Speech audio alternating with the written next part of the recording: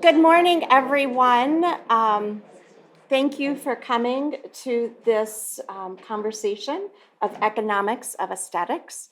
And just to point out, aesthetics is not just about being pretty, it's the environment, it's the culture, it's how it makes visitors feel. Aesthetics is much, much more far-reaching than just a surface level. And I think that as the presenters discuss today, you'll begin to see that aesthetics is a deeper, more philosophical concept of space and buildings, quality of life, livability, right? All of these things that make you want to be in a space where you flourish and thrive. So feel free. I think the presenters are okay with asking questions. It's a small enough group. So as we go through the day, please, if you have a question, just bring it forward. We have a couple of more that are on their way. They're just running a little bit late. So if you see them come up, if you could possibly, if you're sitting on in the end, just like church, scoot in and let someone have a seat beside you. So first of all, I want to thank, even though I represent BID, the Business Improvement District, this was not a BID initiative alone. It was actually a collaboration between BID, Rock County Historical Society. Tim has been my greatest conspirator on things, the City of Janesville, as well as the Janesville Area Convention and Visitors Bureau. So just know that we are so excited that the city, Jimsy is with us this afternoon, the program this afternoon. Jimsy's going to lead, so we're going to tag team a little bit. I'll get the morning, she gets the second half. And just again, thank you for being here. Thank you for being part of this conversation. I hope that it is an open, transparent conversation that we feel safe to share, to ask questions, to state our concerns. And with that, I want to start with who I have found. He's been here about as long as I have, 6 months here in Janesville.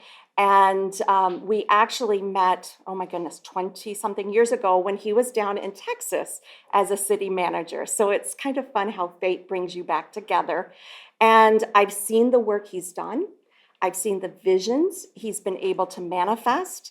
And I've seen his contagious spirit about revitalization. So if he can do it in a small Texas town, I know he can do it with Janesville. So I want to, Tim, anything? I just want to welcome everybody here to Rock County Historical Society, and thank you for attending. I think kind of the subject matter here really suited well for our spaces. I think everybody that comes into our buildings just absolutely falls in love with it. And with all the other revitalization that we've been doing both inside and out, has affected us economically firsthand, where our attendance is up by over 10,000 people a year. So it is, and the tourism is just gone crazy here for us. So, and a lot of it has just been polishing up and restoring, landscaping, everything to make the whole feeling of our spaces relaxing, comfortable, and welcoming. And I'm going to ask you off the cuff. Sure. At the end of this morning, any way we can get into the stone house? Yep, absolutely. For anybody who hasn't seen inside the stone house yet, you can see that. I'll preface that with, we had our inaugural lunch yesterday, and I have not had the cleaners in just yet. So that's okay. It's going to be what it's going to be, but okay. I think seeing it raw is actually quite lovely. So absolutely. Thank you. So I want to ask our city manager here at the City of Janesville to come up, Kevin Lehner. And he and I discussed. You guys all know how wonderful he is and the great job he's done in the short time he's been here. And I'm going to let you take it over. Thank you, Luan. Thanks everyone for being here.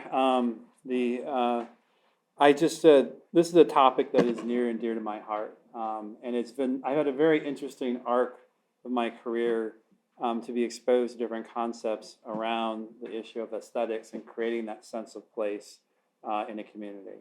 And one of my first positions was in the town of Flower Mound, Texas, which is one of the fastest growing suburbs of the Dallas-Fort Worth area. And it was essentially a blank slate. It was a residential community that was exploding at the seams. And the city manager there, one of my early mentors in my career was a guy named Van James. And he wanted to make sure that that community developed in a way that was methodical, that was planned, and that was attractive, and that was going to have a lasting legacy. And so they did some very creative things in order to make that established in that community. One of the most interesting things is that they did a thing where they banned franchise architecture. So if you think of McDonald's and the Golden Arches, they said no. If you think of Home Depot and Orange, they said no. And they actually, as you can imagine, developers and companies screamed and yelled, but they all did it. And then after they did it, they took the pictures of the products that they built and put them on their prospectus. And it was some of the most highest performing stores that they had. And they did also, one of the most interesting things is that they were able to create a downtown from the ground up. And they established very high standards, and they were able to create a sense of place from the ground up. They were able to shape a community from the ground up. My next position was in the city of Keller, very similar type of place. But in this particular place, they had this great area called Old Town. It was one of the original settlements in this area, and they took great pains to preserve and protect those places. And these were like small mom and pop sort of storefronts. They created a pedestrian-friendly community, and they connected it with trails and other aesthetics, and they continued to build upon that. It became a tourist attraction for the area. It became one of the first places when, shopping at the big box stores wasn't cool anymore, that people would go there in Keller, Texas. And a huge contrast is Burlington, Wisconsin. So moving from there to 10,000 people in Burlington, Wisconsin. And you have what we are so blessed with here in Wisconsin is a classic downtown with the classic architecture from the 1800s and early 1900s. And a community at the time that was going through a transition there was a lot of empty storefronts. There was a lot of things that were in economic peril in the community at the time. But it was a great place to be because there was a great group of business folks, much like here in Janesville, that wanted to partner together to improve things. And so one by one, we started working on different properties and working with the business community to revitalize properties. We were one of the first communities to apply for the CDI grants from what was then the Department of Commerce. And converted an old office space into a coffee shop that is still there to this day. And if you go to Burlington today, you will see kind of the renaissance that's taken off with breweries and distilleries and restaurants and some Riverwalk stuff that we did there that connected it all together. And then on top of that, we started doing community festivals and farmers markets and all those things that create a sense of place. And again, all those things are very near and dear to my heart. Waukesha, very similar type of experience. Great classic downtown, right? Has been there for a long time. But we spent a lot of time. And in Waukesha, as I've told many of you as we've met over the years, Waukesha is unique in that because of the water deal that we had to have at the time, is our borders are locked.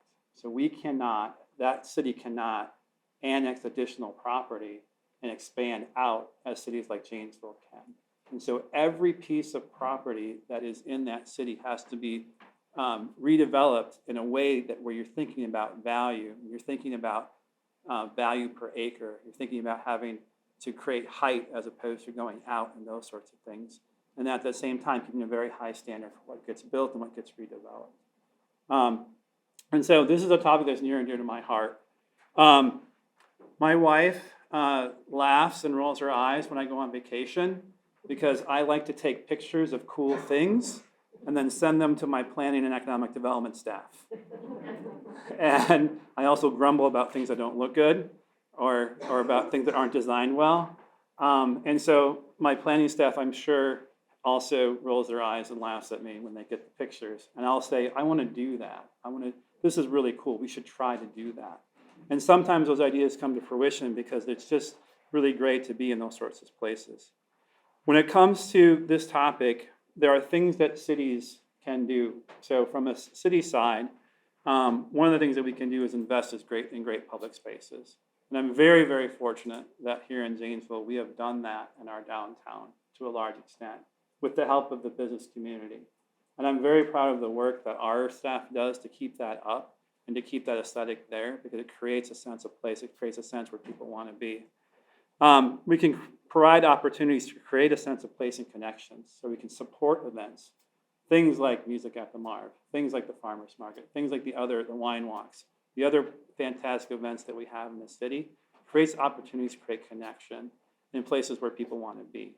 And it just adds to the overall quality of life. And then we can also continue on public and private partnerships, partnerships with the BID, partnerships with doing TIF incentives, doing the revolving loan funds that we have in the city, providing facade grants and other creative opportunities to continue to improve our downtown aesthetic and throughout the whole city, the aesthetic. And last but not least, from a city perspective, I think that we need to make sure that we continue to be flexible, that we work with the development community to think outside the box without giving up high standards. And those are the types of things that I think about when I think about Janesville. So really, when I talk about the vision for Janesville, is that you all deserve a huge amount of credit, those that are in this room, because you've done amazing work already. And it's really building upon that backbone and improving upon that as we go forward. We have to think about each of our spaces downtown and what is the best for that, and making sure that we work with the development community to expand on that vision that has been started here in the city. So I just want to say thank you all. Thank you all for being here. And I look forward to a very nice symposium with all the speakers. You have some great people here.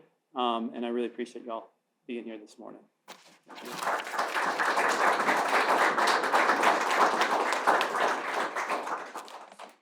And so, Kevin, if someone would like to share a vision idea with you, do they just email you?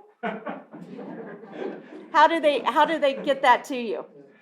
Yeah, I mean, they can email me. We have wonderful folks here. We have Lindsey and Ross are here. So there are folks that are great contacts to do that. And then we try to work, I mean, we obviously will try to work collaboratively, but, Lindsey works way harder than I do, so start with her. Okay. So if you don't have Jimsy's email, I will put it on the side of my car and drive around the town. Sorry, Jimsy. All right, so the next one we have is somebody who has embraced me since the day I came to Janesville and has been an incredible source of just helping me maneuver the culture here, the what's in, what's out. How long, well, your whole life, but how long have you been? So Christine Rebout is executive director of the Janesville Area Convention and Visitors Bureau. And if you know Art Infusion comes kind of underneath that JACVB. And Christine kind of heads that committee, and it's a fabulous committee. Several of you are on it. Sue is with is Art Infusion as well as Arts Alliance. And so there's quite a few of the individuals in this room who are interested in getting public accessible art within the downtown area. And we asked Christine to come in to talk about, because theoretically we could talk about till the cows come home about aesthetics, but we asked Christine to come in to talk about that hard revenue, right? What aesthetics bring in as hard revenue, that tangible benefit of aesthetic tourism. So please welcome Christine Rebout. And I'm going to let her take it from here. So Christine, how long have you been with the executive? 25 years. 25 years. I was Whoa. 2 when I started. No. And if anyone knows me, I like to have prizes when I speak. I'm going to set them in front of Britain, but that doesn't mean they're all for you. But I do like to have prizes. Also very casual and interactive, so it's okay to interrupt me or have a question or a thought or an idea. And I think my husband would like to be in a separate car with your wife on vacation because I do exactly the same thing. I say, drive around the block another time. I want a photo of those banners. And we're not taking the shortest route because I need to stop here and see this. So I think they would very much like to have a separate vacation itinerary. Because again, in 25 years of doing this, I know that the best ideas come from our peers. I don't want to say there are no new ideas because there are, but so much from our peers, and I really owe that to them. And when I thought about aesthetics of tourism, and I have hard numbers at the end, but that's not as interesting and exciting for me. So I felt a little bad when she talked about hard revenue because we'll kind of end there. But I'm also going to talk a little bit about the process and why aesthetics is important in tourism, what we've done for branding and why. And we use it all in our personal lives too. And a great example is I'm probably not as prepared today as I should be. We had a huge video shoot yesterday. It's been a super busy week. But I thought, okay, it's about aesthetics. I'm going to put on a decent dress. I'm going to have the PowerPoint. I'm going to break out the lipstick. I'm going to create that aesthetic that helps create a faith and a confidence that kind of pulls it all together. So, and that translates to our businesses, to our properties, to our city streets in a way that we want to present them. To me, that aesthetics of economic impact are convincing people to take what they see and feel and experience and turn it into them spending money in your business, buying your property, your rental. It's creating that economic impact. So I didn't have a tech lesson here. Let's see how we're advancing slides. Excellent. Just a little bit about us. Again, the Convention and Visitor Bureau has a mission that, if you've been to my office, sits on the wall because it's our measuring stick for what we do. But it's to lead, support, and promote the region as an outstanding destination, creating economic impact, and more importantly, creating pride, resident pride, enhancing quality of life. If visitors come to the community and they ask you what there is to see and do, and you say, nothing, I go to Madison, that's not what we want. We want resident pride. And aesthetics do create a pride in those ways. When you think about what makes you feel good, it's what you're seeing and what you're experiencing in your everyday life. When we promote tourism, it's gone from statistics to storytelling. You can say that Draft House has 4 different burgers, or you can say they have the most delicious burger that melts in your mouth and the cheese is gooey and it strings when you take that first bite. That's that difference that, to me, aesthetics makes, is going from statistics to storytelling. So I like to share my favorite saying is from my peer Morrigatz in Irving, Texas, and I suspect many of you have heard this many times. But if you build a place where people want to visit, you'll build a place where people want to live. If you then build that place that people want to live, you'll build a place where people want or need to work. Although remote work is changing that, basically you're still going to have that experience. It's a place where people will want to work. And if you build a place where people want to work, you'll build a place where business needs to be. So that's that connection between aesthetics and that hard revenue. You're creating business, you're creating residents, you're creating economic impact. So again, I'll just slide through really quickly just our program of work. And you can see that branding and the aesthetics that we've done, and most of what we've picked here are downtown locations and things that you see downtown, from the murals to the restaurants, and again, storytelling. It's not just, saying that we have beautiful beverages and beautiful food. It's showing it with those pictures and those storytellings and the aesthetics. And it goes through everything that we do, from our trade shows. My marketing director, or my sales director, just came back from 2 trade shows in a row, and she's storytelling. She's saying, you want to come here for your meeting because when you're done, you can walk on these trails and you can do these extra things. Yes, we have, a certain amount of conference space. Yes, we have this much, space for sports, but she's storytelling. And that really goes through in everything that we do. And again, you'll see that we've got images that show people in the downtown just experiencing and creating things within that downtown aesthetic. So why do people care about your brand and aesthetic? What is it? We went through a branding study in 2018 that really dove deep, and I'm going to flip through some slides really quickly about that, into what is Janesville's brand? More importantly, why do we need one, and what do we do with it when we're done? And to me, that's very connected to aesthetic. So our brand is that value promise of what people can expect when they travel and invest their time and money in the community. We know it's incredibly competitive when you plan your vacation. I'm sure you all have come through your summer vacations and a lot of choices about where to go and spend your money. So that investment in aesthetics help influence that choice. How much does the average person spend when you're out on vacation? Anybody want to confess that? I'll even have a prize for you if you do. But what did somebody spend on their last family vacation, do you think? You have a huge family, Matt. Tell me what you guys spent on your last vacation. I saw pictures of beaches and water. So are you willing I wouldn't call that a family vacation. for a lovely Janesville hat to keep your head warm? Are you willing to tell us what you spent on your last family vacation? Number of digits. Are we talking 4 digits? Yes. Okay, so was the first digit a 1 or higher?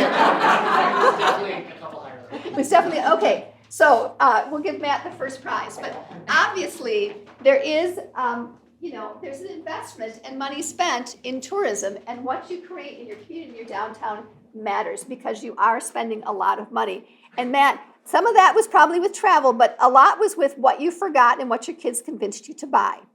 Last minute things that happen on vacation. I mean, I've been to every Target in the Midwest because at every meeting and conference, I forget something. So we all know that there are those influences that make you spend money. So when I looked up, I had Googled aesthetics to make sure my brain was on track with where it should be. And it's concerned with the beauty or the appreciation of beauty. So that's perfect for me in tourism. It's probably not what some of the other people are going to talk about, but for me, it's that appreciation and concern with what you're seeing and experiencing. And we know from Matt's family's experience, it creates the hard dollars in the community. So I'm going to go through these really quickly because they're just some extra slides from when we did that community branding and what we did. Again, we wanted to create that branding or that aesthetic to differentiate us from other communities. A lot of the Midwest might be the same kind of experience. Our downtown infrastructure might be really similar to what you see somewhere else. So we wanted to differentiate that. We wanted to connect better with our audiences, to be more competitive. Whether you're a rental property, a small business, you need to be competitive. Somebody else is offering what you offer. You need to organize around what makes you special and be on the same page and build a future-focused identity. So those were things we thought about in that brand. And again, these are things I'll roll through quickly what we did. Research, community surveys, interviews, workshops, a lot of Rockford, Illinois research because that's kind of our target marketing. Did a lot of surveys there, really kind of found out what was interesting. So when we looked at what is Janesville, what is our brand, what is our feel, we looked and asked people, what city do you associate with certain attributes or feelings? If you want more on this, I'll share it because I'm going to roll through these really quick. But we asked people, what do you experience here? Arts and theater, what are your feelings on these? And this was in 2018, and I think we would see a very different result right now. With the investments that we have made in arts and culture in the downtown, I think our next branding study may lead us in that direction. But at this time, these were kind of the rankings that we had and what we looked at. And again, this was really important for us to figure out our brand and who we are. And again, the things that we saw in Rockford. So we asked people who live here, people who were further away, and people who were that real target market. The question was, is it a good place to start a small business? We had a lot of neutral or do not know. And again, that was in 2018. So I'd like to do that study now. And I think this is the group of people, the people in this room, to help us make a really specific strategy that makes that answer a little different on the scale. Instead of a neutral or don't know, make that a very positive on the scale.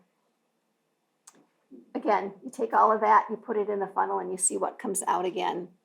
And for us at that time, and again, this was in 2018, before we had murals, before we had a lot of this developed, the brand that we came up with was Outdoor Fun, Wisconsin's Great Outside, with our parkland, with our natural beauty. But even with what was already happening in the downtown in 2018, it was very walkable. It was focusing on the river. It was turning around and creating those businesses like the bodacious shops that allow you to come in and invest that money and still be in the outdoors. So that's kind of where we landed at the time.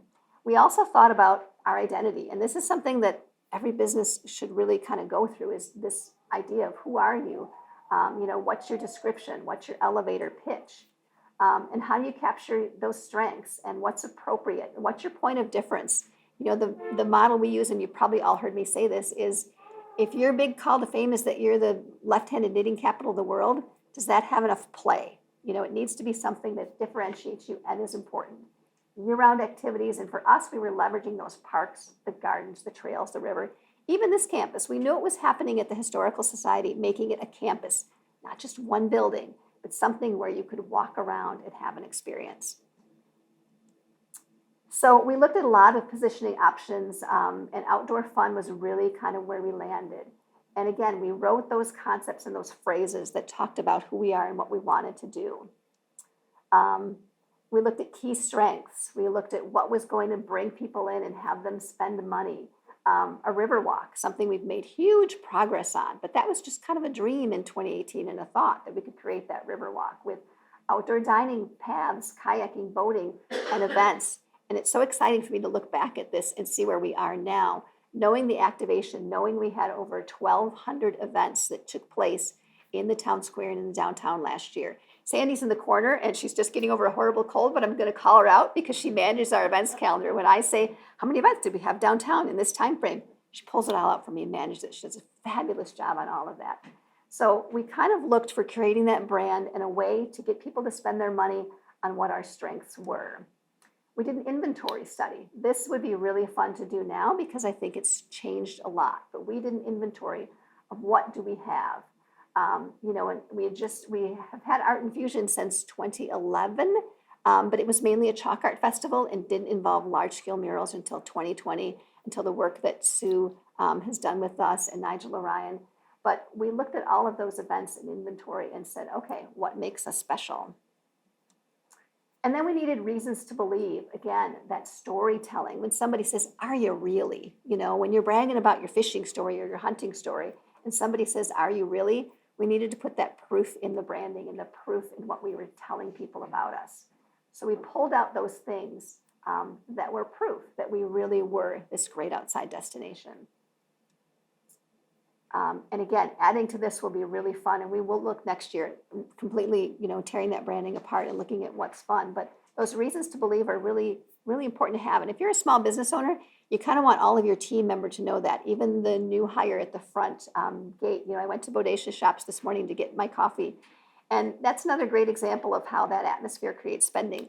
I could make my chai tea at home for $2, but I want to go to Bodacious Shops because they're going to say good morning to me, and they're going to ask me how I are, and I'm going to see what the specials are, and I'm going to have that experience and that feeling walking in there. So I'm spending more money. So having those reasons to believe and having all of your team know it, even people who are creating your marketing materials, kind of helps create that extra layer of reinforcement. And then there's those emotional benefits. People don't, buy things, spend money, choose vacation destinations, choose where they're going to have a rental property based on statistics really anymore. It's about feelings. And I think that's stronger than ever. Been through a lot the last few years through COVID and all of those experiences.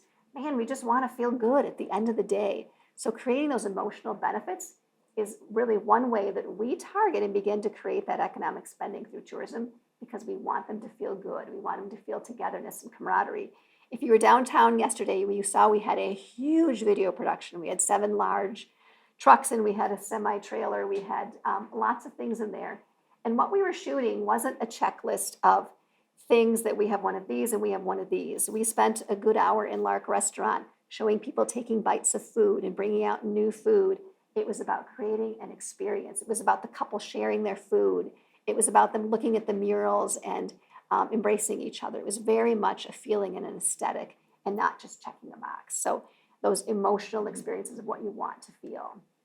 So then we moved on to logo development. I'm going to go really quick through this because it's not, quite as exciting, but I kind of want Kevin to see it too, because I'm hoping to talk the city into moving towards our tree logo. So I'll make you look at these later because it really helped us create that aesthetic in the brand we were looking for.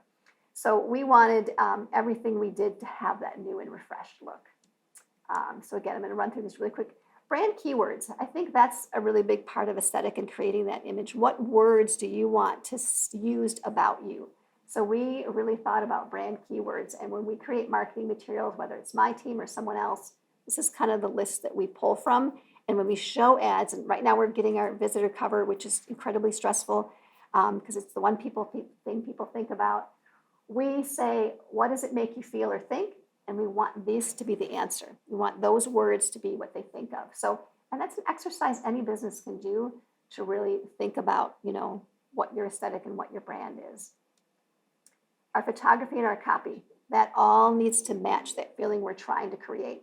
And this is a great showcase of what we've been doing downtown. We think about the bike race. We think about art infusion and the art we've created. it all creates that feeling that we're looking for. And we invest a lot of money in photography, tens of thousands of dollars. People think, oh, just grab a photo. There's an art and a science to it. We have amazing photographers. Their work is around the room here today. But we invest a lot in photography because we know that sells and creates economic impact, not a list of things on a piece of paper. Our website look and feel, we incorporate into that. We also make it easy for people to make the link from what they like to how they're going to spend their money. Every retail business, every privately owned retail business in Janesville is featured on our website. Every restaurant. We have 125 restaurants in Janesville. The important tourism point to that is they would not all survive if it was just residents eating at them. We have 60,000 people there. They can only go out to eat so often, and eventually you got to cook at home.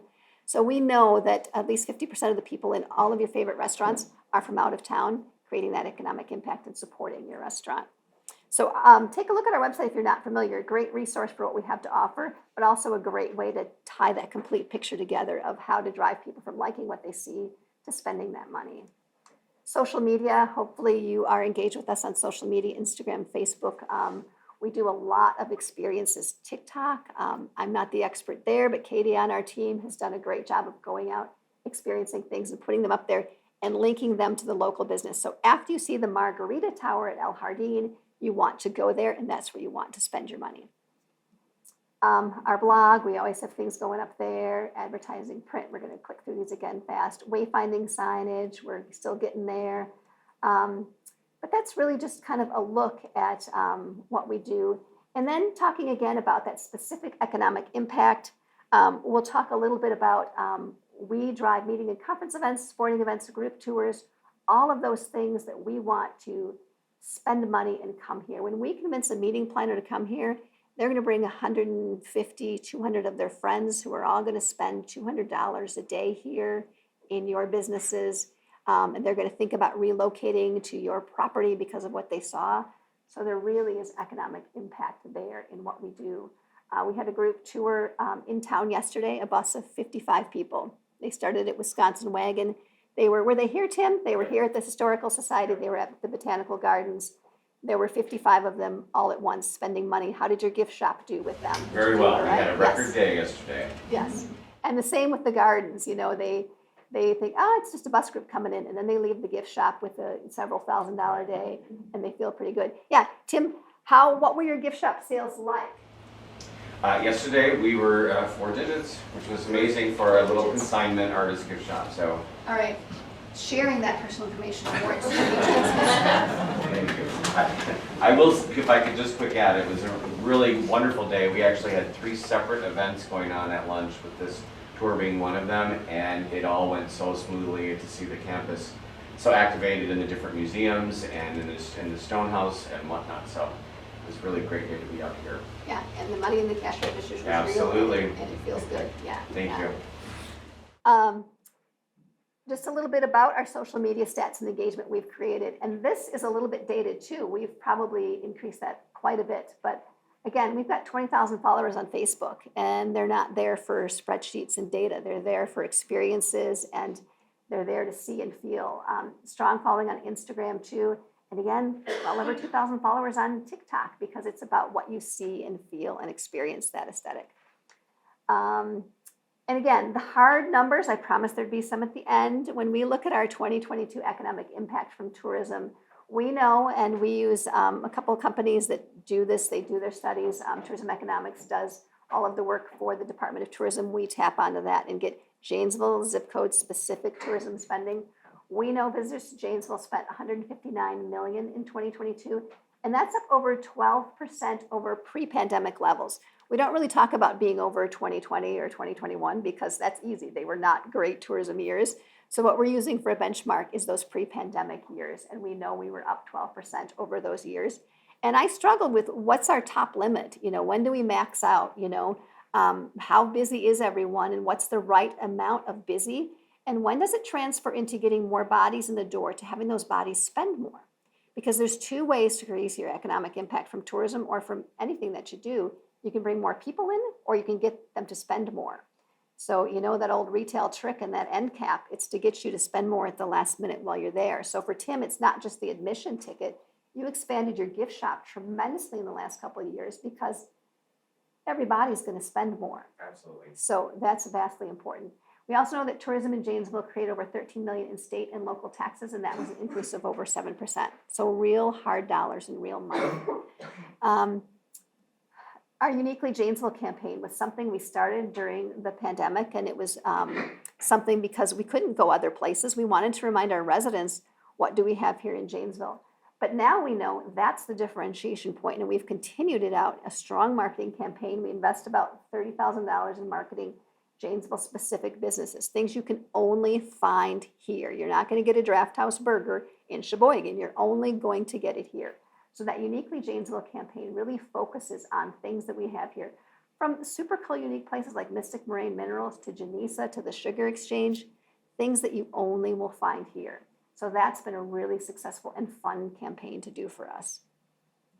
And again, that Wisconsin's Great Outside brand comes through in everything that we're doing. We have a huge campaign for fall starting in Minnesota Trails Magazine, just reminding people. We also know that you're not just going to stay on the trail, you're going to get hungry, and you're going to want to spend some money, and you're going to want to buy a new sweater because you didn't pack one, as I always do. So even that Great Outside brand filters through to those local businesses. Meetings market is something we push really strongly because meeting attendees, you're all here. You're probably going to spend some extra money while you're out. Who's traveled the furthest to be here? Anybody have a guess? I mean, I know many of the faces in the room. Who's here that is not from Janesville? Okay. Who traveled more than 50 miles to be here? There's a prize in for it now, if you'll confess. Who traveled more than 30 miles to be here? 20? 32. Okay, who wants the hat? Who wants the hat? I'll leave it up here and you can arm wrestle.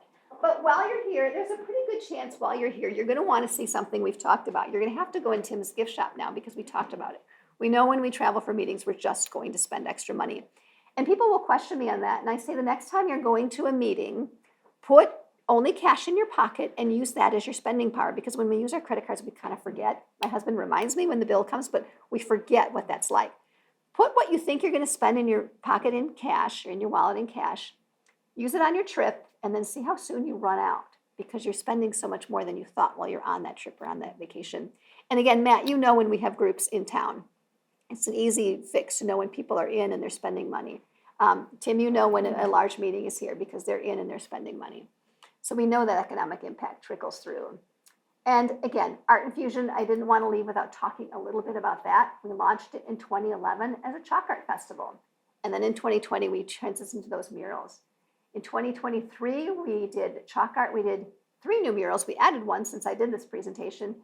2 restorations, a community piano, and 2 electrical boxes. So now we're up to, Sandy, help me out, 29 larger scale murals throughout Janesville. And this large production that we shot yesterday that I can't exactly reveal what it's for yet, featured on those murals and our fine dining. So it brings people in, and fall of next year, it will be seen nationwide and bring a lot more people in.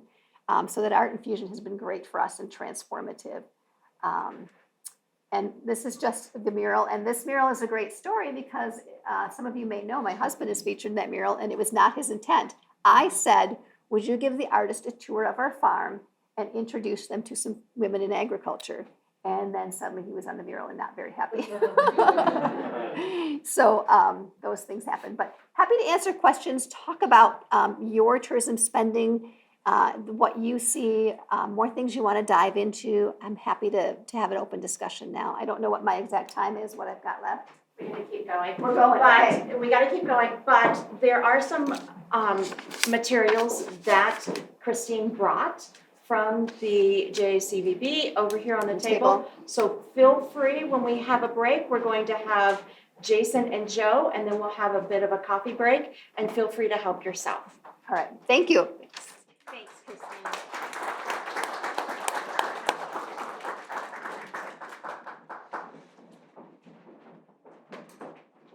So we're going to move on.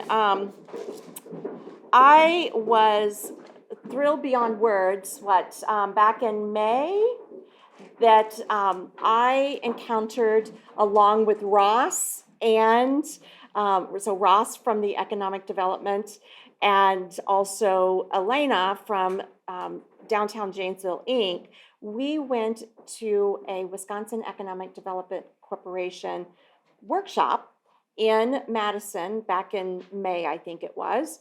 And one of the snippets of that day, very brief snippets, was Joe presenting on downtown revitalization. And so immediately he and I kicked off a conversation, which I would say he is the one who planted the seed for this conversation here with you guys. So a lot of pressure there, Joe. So I wanted to welcome Joe. Joe is the downtown design specialist with Wisconsin Economic Development Corporation. It is a national, not a national, it's a state, Wisconsin, and you guys you partner a lot with WEDC and some other things that I see. So if you don't follow what they do, I recommend you follow because they have enormous resources. And the city of Janesville is actually part of their Connects community, which means we are able to access a lot of their resource, not just the city employees, but you guys as part of downtown. So all those resources that they present are available for you. And I understand that Joe might even help you along on a design idea if he's got time. So I just threw you in there. So, okay. All right. I'm going to, and Jason is also here. So Jason is our region here. So Janesville falls underneath Jason, under the Wisconsin Economic Development Corporation. He will be here all day, and he's also available to answer questions. But I'm going to throw this to Joe, and you take it on. Okay? Thank you. So like Luann said, my name is Joel Lawniczak. I am the downtown design specialist with Wisconsin Main Street. I have been doing this at the state level for 22 years. And then I'm from Green Bay, so I was doing it at the local level for 5 years before that. So if math is right, that's been half of my life, so 27 years or something like that. And I have the great fortune of working with property owners, working with building owners and business owners to take a look at their buildings, to come up with ideas on how they can be improved to help with business recruitment or existing businesses. I get to work with cities on things like streetscape ideas and designs and ordinances and all that kind of fun stuff. But everything that I do is focused on the design aspect. And like was said before, the design really can affect what people, decide about your community and what they're going to do if they want to visit, if they want to live, if they want to work, whatever, and if they spend money. So, it kind of all ties together.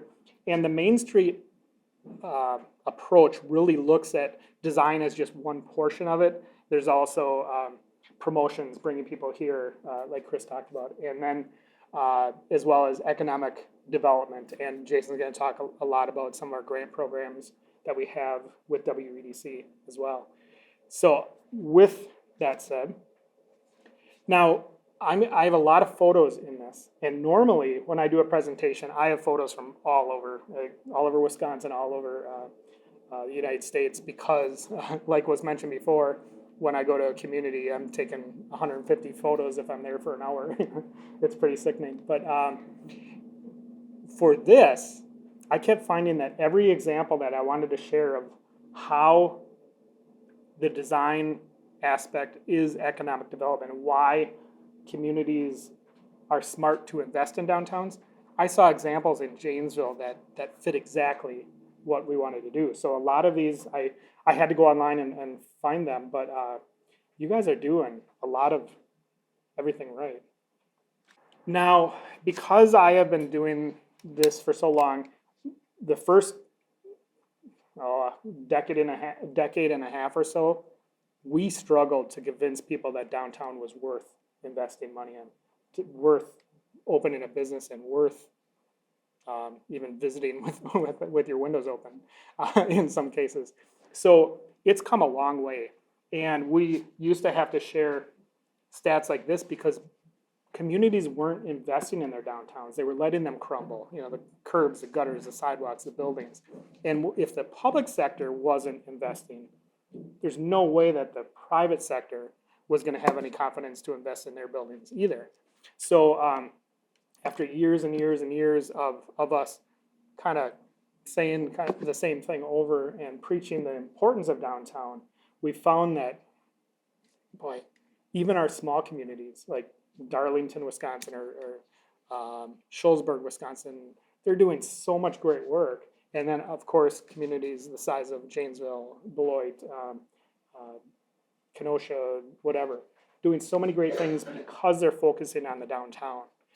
And so stats like this, we don't need them that much anymore, but they're still good to share. And so you look at the percentage of a community's income or property value is in the downtown area.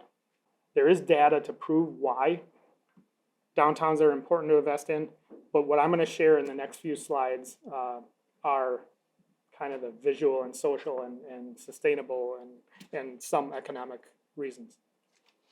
So the first, obviously, people don't come to a community and go to the industrial park.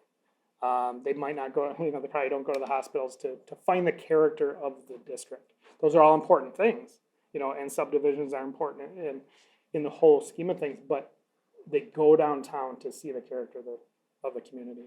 And it really is what sets you apart from other communities or other parts of the community. The buildings, and especially in Janesville, you have so many great historic buildings, and these were built of quality materials. They were built, I'm going to have a couple slides in later about why they, or how they were actually built green, and sustainable, because they had to. So it's almost impossible to build buildings of this quality, of this character today. So if you have them, the best thing to do is to invest in restoring them and reusing them. Because they are built with quality, they can be restored. They can be reused. A lot of these elements, whether it be windows, brick, whatever, they've lasted for 150 years. And if you keep them maintained, there's nothing to say that they can't last for another 150 years. Instead of a lot of the materials that we build today, they're meant to only last 20 to 25 years. And like I said before, they can be reused. Yes, there will be things like, contaminants and accessibility issues that might need to be addressed, but these buildings, most of them are built like tanks. And so by reusing them, usually it's going to be a lot less expensive in the whole scheme of things to reuse them rather than demolish them and build new. You have some great examples here. We're sitting in one of them, actually. And Kevin kind of touched on this too when he talked about the first couple of communities that he worked in Texas. The best way to prove why investing in downtown is so important is because developers are spending millions of dollars to try to recreate what we have downtowns. Well, or downtown. Well, if we already have it, then we should invest in saving it. And all of these buildings that are in downtown Janesville and downtown Lake Mills, wherever we're from, they are already served by electrical, water, sewer, gas, everything like that. So we don't have to spend the money to extend it out to new subdivisions or industrial areas. And I just said a second ago that buildings were designed to take advantage of nature. And I mentioned the quality of materials, things like brick. Brick is phenomenal at taking the heat of the sun all day and then dissipating it into the building at night. Things like, in the next couple of slides, I'm going to talk a little bit more about this, but things like windows and natural light and things like that. I'll talk about that in a second. But This was realized by the National Trust for Historic Preservation way back in 1980, when we were still going through the huge energy crisis. And so the poster on the left has been used for so many years. And so like, how many years has that been? 40 years. People have been realizing that historic buildings are sustainable. But the problem is the general public doesn't really appreciate that. And when people think of green buildings, most of the time they're thinking of new buildings that are built on a vacant site. A great example, the Philip Merrill Environmental Center in Annapolis, Maryland. At the time it was built, it was the greenest building ever built. And that's great. If you're gonna build a new building, build it as green as possible, as sustainable as possible. The problem is, Philip Merrill offices used to be right in the heart of downtown Annapolis. So people could take the bus there, they could bike there, they could walk there. Now it's 10 miles out of town, so everyone that goes to work there has to drive. And it turns out that the added environmental benefits of building this green building were completely obliterated by that fact. So things like windows. Now, back in the 50s, 60s, 70s, and 80s, during the energy crunch, a lot of people thought that the way to combat energy efficiency in buildings is to downsize windows because air infiltration and stuff like that. But actually, what happened is that was the opposite of what should have been done. Because if you look at the building on the upper right, especially the upper floor windows, that's that much less natural light that's going to come in. These buildings were built a lot of times before electricity, so they needed that natural light. If you don't have that natural light coming in, then you need to rely on electricity. If you live in this climate, which we do, in the winter, those larger windows are going to give you solar heat gain. Well, if you don't have that solar heat gain, then you have to have HVAC and the gas and electricity that's going to be required. If you storefronts, the photo on the upper left is a great example of how that allowed natural light into the store. And the transom windows above the awning, those were really good at allowing light to spill into the back of the store without blinding the people that are, sitting at tables and things like that. The high ceilings in a lot of buildings. Yes, you look at the tin ceilings and they're beautiful, but I think a lot of people just think that that's an aesthetic reason.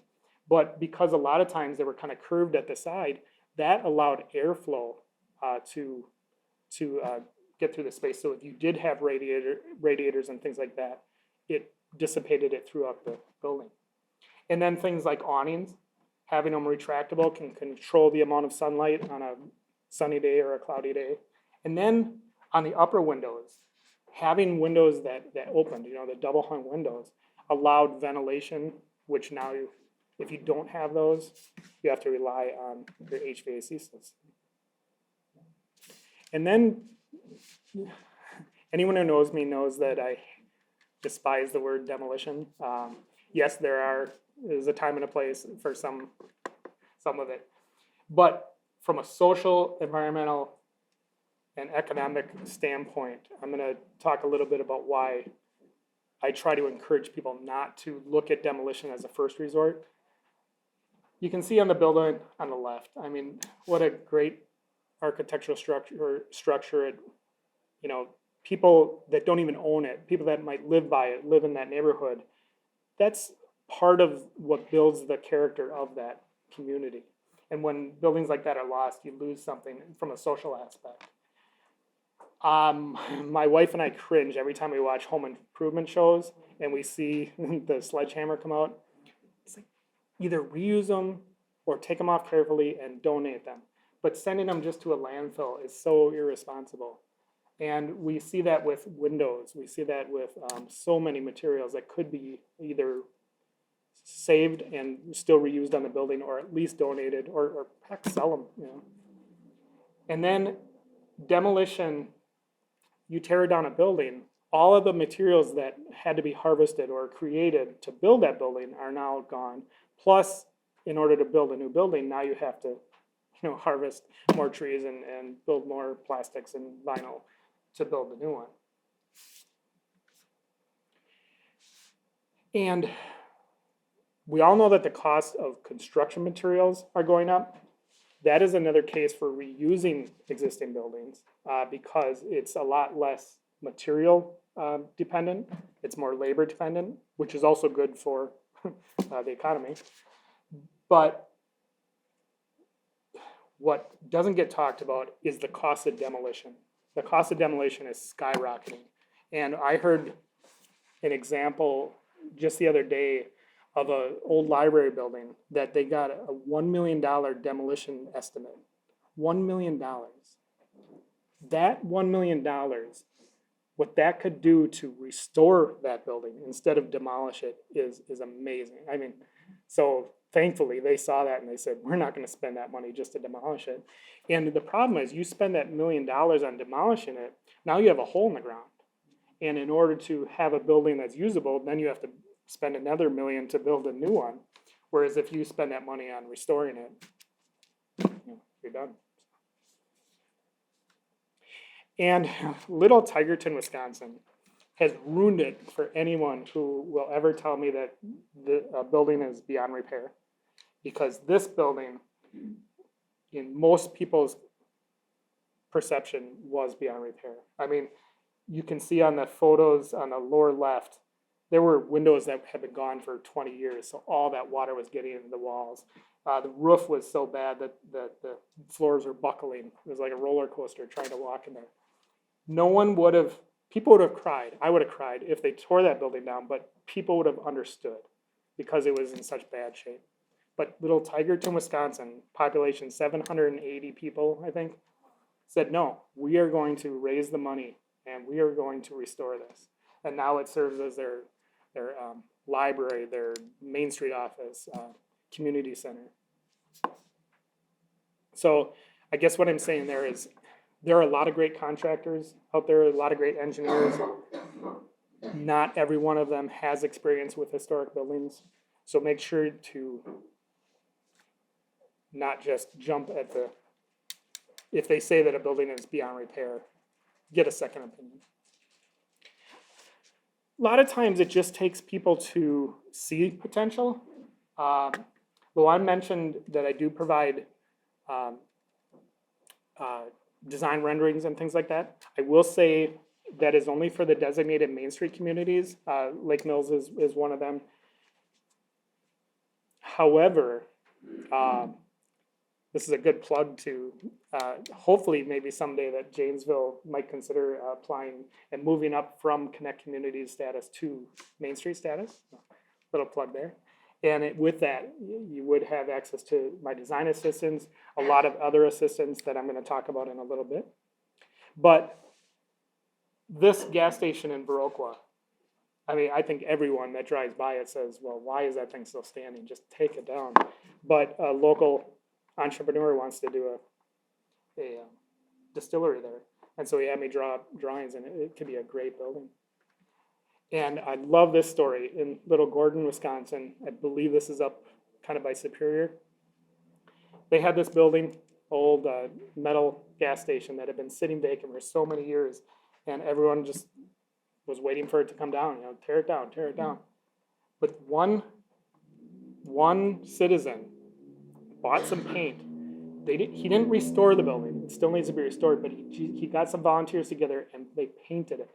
And after they just simply painted it, people said, wow, that's what that building could look like. And now they, last I heard, they had to move it, but they are restoring it. So it sometimes just takes that to change perceptions. Now, when there is a building that is vacant and deteriorated, sometimes if the owner can't find a tenant or something like that, because you're probably not going to find a good tenant if the building looks awful and it's falling apart. But as a community, as a city, I think it's important to try to prevent and try to steer owners away from allowing that building to be used as storage. it looks great in American Pickers. You know, it's cool when they go through this building and they find all this stuff in this old building. But if you really take a step back and look at the building, it's falling apart. And it's doing no one any good for storage to be in there. It really should be for actual use.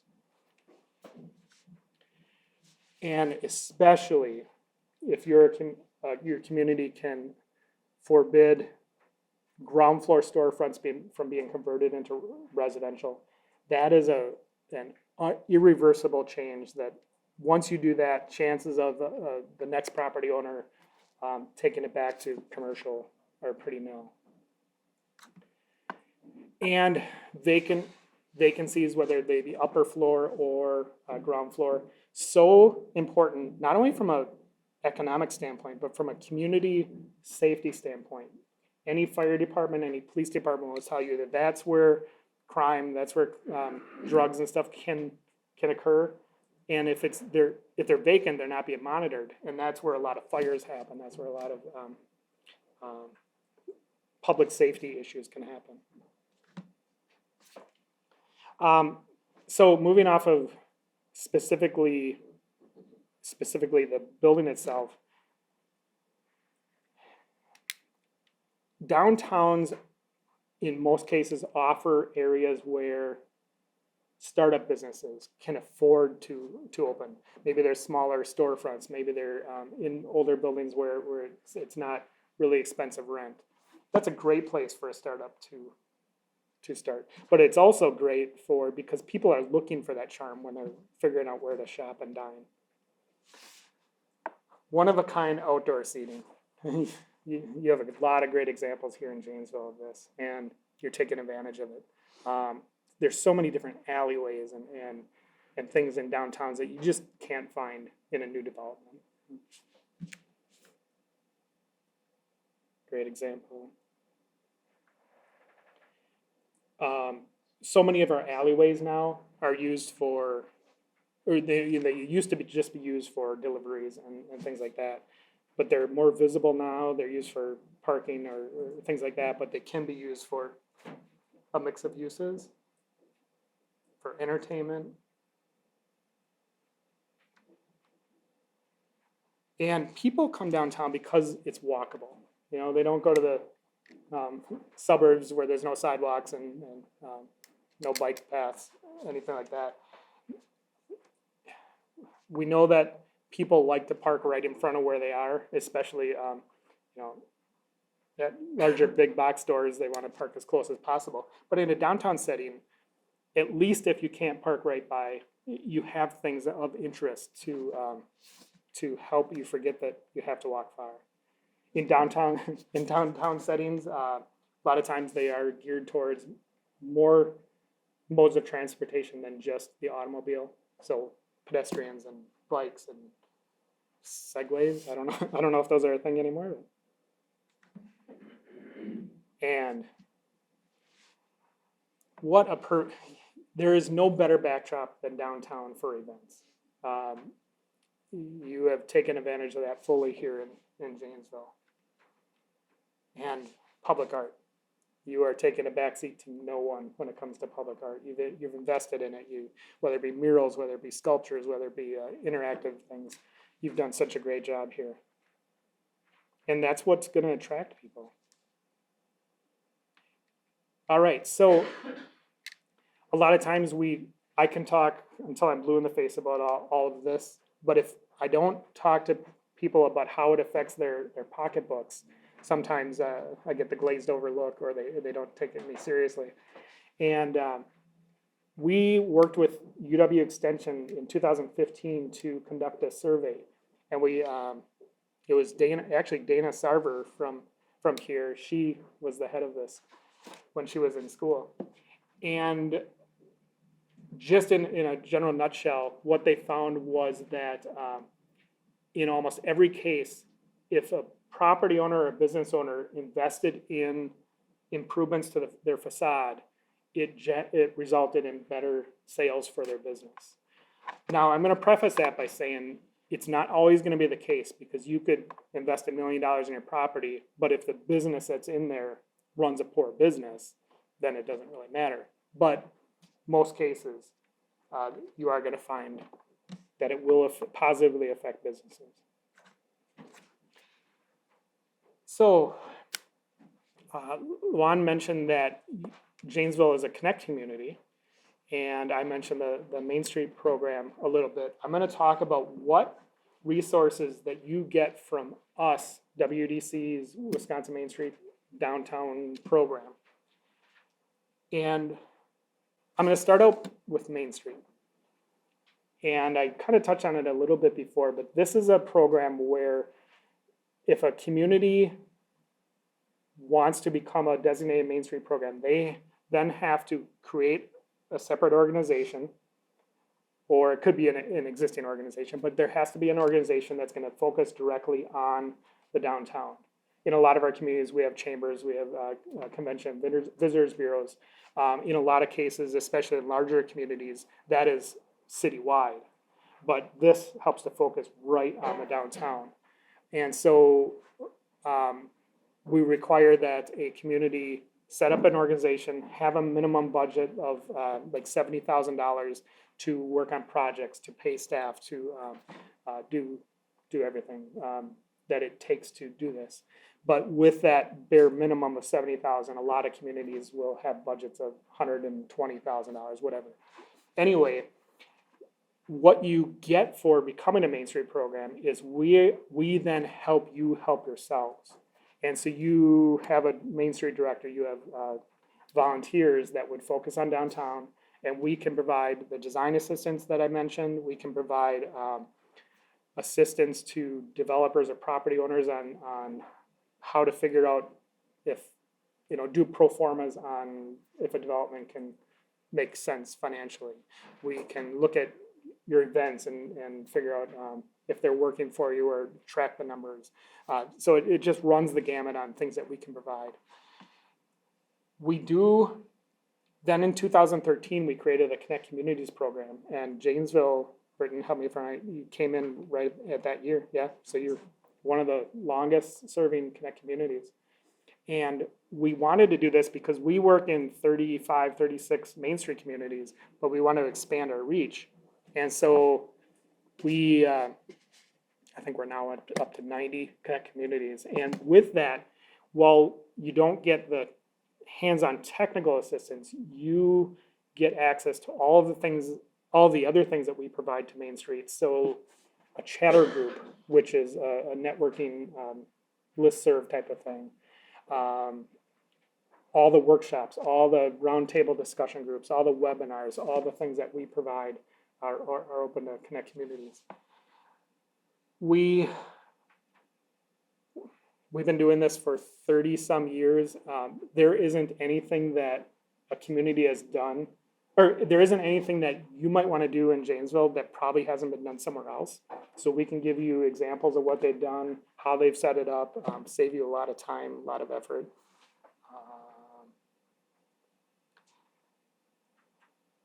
Toolkits on anything from accessibility to preparing for a road construction project to anything, utilizing historic tax credits, brownfields programs, whatever. We're developing toolkits all the time to act as how-to. And then when it comes to business or property owners, we have a lot of technical assistance and access to resources and grants that could be Kiva loans, it could be, I'm blanking on what this slide says is specifically. This one is more geared towards like grants, but we can meet with property owners. Aaron Welty and I, especially, we can go through a property and look at red flags of what might come about as far as code things if you want to restore your building. Aaron is really good at a lot of business development, at real estate development, things like that, anything economic. And then I said we have a lot of workshops and things like that, both us and our partners. So we have workshops, like 3 of them per year on different topics. We have roundtable discussion groups. We have webinars all the time. And so there are some of them coming up. And then we have connections with the National Main Street Center and the Wisconsin Historical Society. So we speak at, we promote and cross-promote with them. So that is all I have, and I'm going to turn it over to Jason. Thanks, Joe. As was mentioned before, I'm a Regional Economic Development Director, which means I work for WEDC in a specific area, which is essentially South Central Wisconsin. And so there's a number of communities that I work with, and businesses, and consultants, and a group of individuals and citizens who are really looking at what can WEDC do for us in this region. And I have coworkers who live out of Green Bay who do the same thing, coworkers who live in La Crosse and Eau Claire and Milwaukee, and I'm based out of Madison and actually live in Stoughton, so not real far. And but I've been working for WEDC and prior to that Department of Commerce since 1998. And so Joe started a couple years after I did, so I've been working with him for a number of years. Joe has taught me a lot. and really the mantra of downtown, the importance of the downtowns has paid off. I respect his opinion. And I respect Aaron's opinion, who also works in the downtown program. There's three individuals, Joe, Adriana, and Aaron Welty. And they are the heart and soul of our downtown efforts with the Main Street and Connect Communities programs, and I'll take that later. And so they're great resources. They're incredibly knowledgeable. But what I work with is not always so specifically downtown. We're both in the division of community and business development. And so when we think of business development, and for years it used to be about smokestacks. How many jobs were you creating? How many companies were you attracting? But I would also work with communities who would say, we have the companies here. We can attract the workforce because, and this is literally what was said to me, I'm not making this up, they would say, we would bring somebody in for an interview, and it might be several morning and into the lunch, and their spouse would go to the downtown and just try to kill time while the interview was going on. And after the interview is over, it's like, well, the job might be great, but I don't like this community, and we can't, unfortunately, they decide they're not going to accept that job because they don't like the community. And which is why we have a community development function, is because we want to make sure, and believe me, Janesville is very active and has a very active business and manufacturing sector, and they employ a lot of people in your community and your neighbors. But you also need to make sure your downtown and your community has a vitality to it as well. And I think you do it successfully. But we also try to help other communities that may not have the assets that you have. Not every community has a waterfront that they can boast about, and they don't have that historic downtown, and they wish they did. And they're jealous of communities like Janesville who have all these aesthetics and assets that they don't have and they wish they had. And that's why down in Texas, they were building their own downtown because they didn't have one. So we do offer some programs that are specifically kind of meant to help maintain that community vitality, take away the blight, make sure you're tackling the challenges of your community to move forward.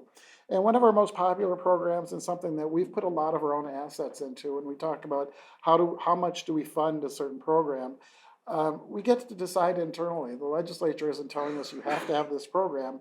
We developed it ourselves, and we decide how much we want to fund it. This is a program called the Community Development Investment Grant that we've actually put a fair amount of assets in.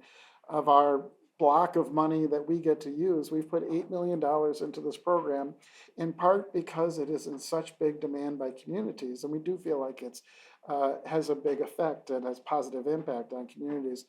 It's a grant that for a long time, we've had for about 10 or 11 years now, and for a long time it was only available to municipalities. We would say, municipalities, you have a chance we'll help you with your downtown efforts by giving you a grant of up to $250,000. Typically, and what we do want to see is we want to see private investment into these older buildings in the downtown, and we want to try to help support that. So this has been a long-standing program, and we can provide up to 25% of costs through a grant. So if it's a $500,000 project, maybe it's $125,000 because it can only go up to 25% of the cost. But if you have $1 million project, at least it can be $250,000. Up on the slide is some examples of some projects that we've done. Al Ringling, I was involved in personally the Al Ringling Theater, the Vintage Brewing in Sauk City, because those are South Central. But we've done this throughout the state, and there's a lot of interest. This year, we're opening it up to private developers and private property owners who are willing to make this investment. And we said, okay, you know, we've always used kind of the municipality as the middle, the kind of the third party. We're going to contract with them, we're going to give the money to them, and they'll give the money to you. But this year, we're opening up to private developers. You still have to have municipality support, though. Because there's such big demand, we're only going to say, hey, every year, our fiscal years runs from July through June, every year we're only going to give one of these grants in every community. So you might have 4 or 5 different people who want to invest in your downtown, but we can't give grants to everybody. We have to pick one project. We want to say, we don't know the downtown and what the priorities are as well as the municipality does. So you have to ask the municipality which one are they willing to support. And the municipality has to say, hey, we've picked the project. We're going to pass a resolution saying this is the entity that can apply for this grant. And from moving forward, starting this year, we can say, okay, the municipality has passed a resolution. You can apply directly to us. It takes us about 8 weeks to decide whether or not we're going to give a grant. It's an open application process. You can apply at any point during the year, largely. And if we have money left, we're going to provide a grant to you. It's typically used for building rehab, could be used for new construction in cases where, you know, you've got a kind of a missing tooth, a gap in your downtown, but it has to be in the downtown. We don't want to fund any project. We realize that, you know, in order for these projects to make an impact, we want something bigger and better to happen. And some of these vacant buildings boarded up, maybe used for storage. Second floor has been vacant for decades. And we do a lot of different projects. We can't do 100% housing, but we've done museums, we've done hotels, we've done breweries, we've done commercial spaces, we've done mixed use properties. But all of these projects are really meant to make sort of a change in your landscape in the downtown and bring people to the downtown. And so we always ask ourselves, what's the impact? Are you bringing more people downtown as a result of this investment? And is this a block in the downtown that maybe kind of lacks the investment? So if we put a grant in that area, is it more likely that somebody else is going to make an investment maybe across the street? And how does this fit into what the community wants? And we ask those questions because those are important to us when we decide whether we're going to give a grant.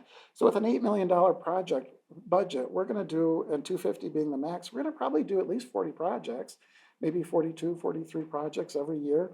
And it's throughout the state. And there are some communities where I live in, Stoughton has received one. Janesville, we're already in discussions about which projects might be able to access those funds as well. And Beloit has taken advantage of it. Orfordville has taken advantage of it. Milton has taken advantage of it. So it's happening around in Rock County as well. So that is our most popular program. I do want to mention a few others as well. They're not always necessarily downtown related, but we do think it's part of community development. One is our Idle Sites program.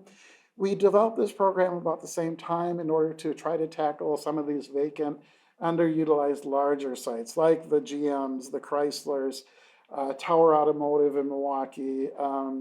And it was largely industrial sites, but now we're also looking at big commercial sites like vacant malls up in Manitowoc or Wisconsin Rapids, or kind of larger parcels. Wausau had a lumber yard facility along the riverfront, old hospitals in like Baraboo and Prairie du Sac,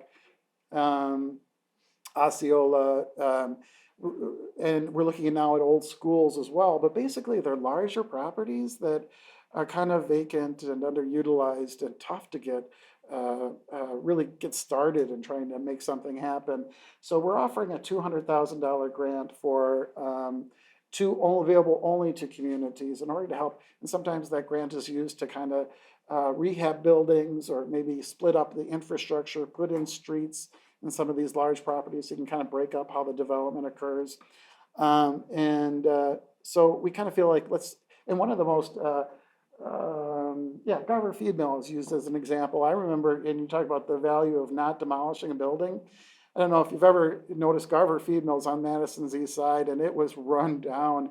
There was half the facility lacked a roof. There were trees growing in the middle of the facility, and people said for a long time, it can't be saved. This is too far gone. Well, that's not true, and somebody realized that, and they've developed that into a multi-market type of an event space, and they've got a lot of tenants, smaller businesses using it as tenant space. It's some really cool things have happened with that too. Beloit used it to take up the Beloit Corp facility, and we put in more roads and kind of split up the buildings a little bit so that they could be used, instead of one big manufacturer, they could be used by a lot of different businesses. Is tax credits.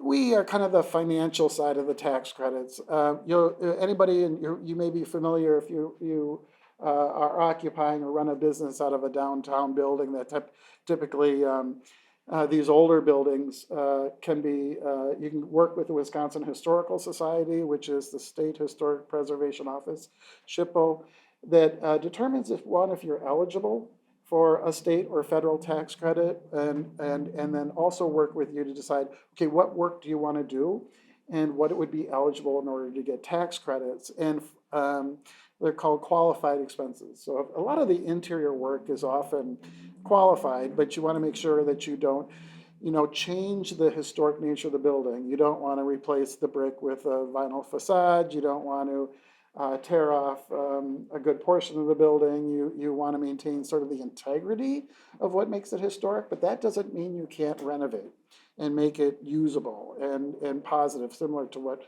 I don't know if this was something that was used or not, but and then if you do that and go through that process, you can get a 20% tax credit, take 20% of your qualified expenses, and that becomes your a tax credit that you can apply against your income taxes over a number of years. And I'm trying to think now.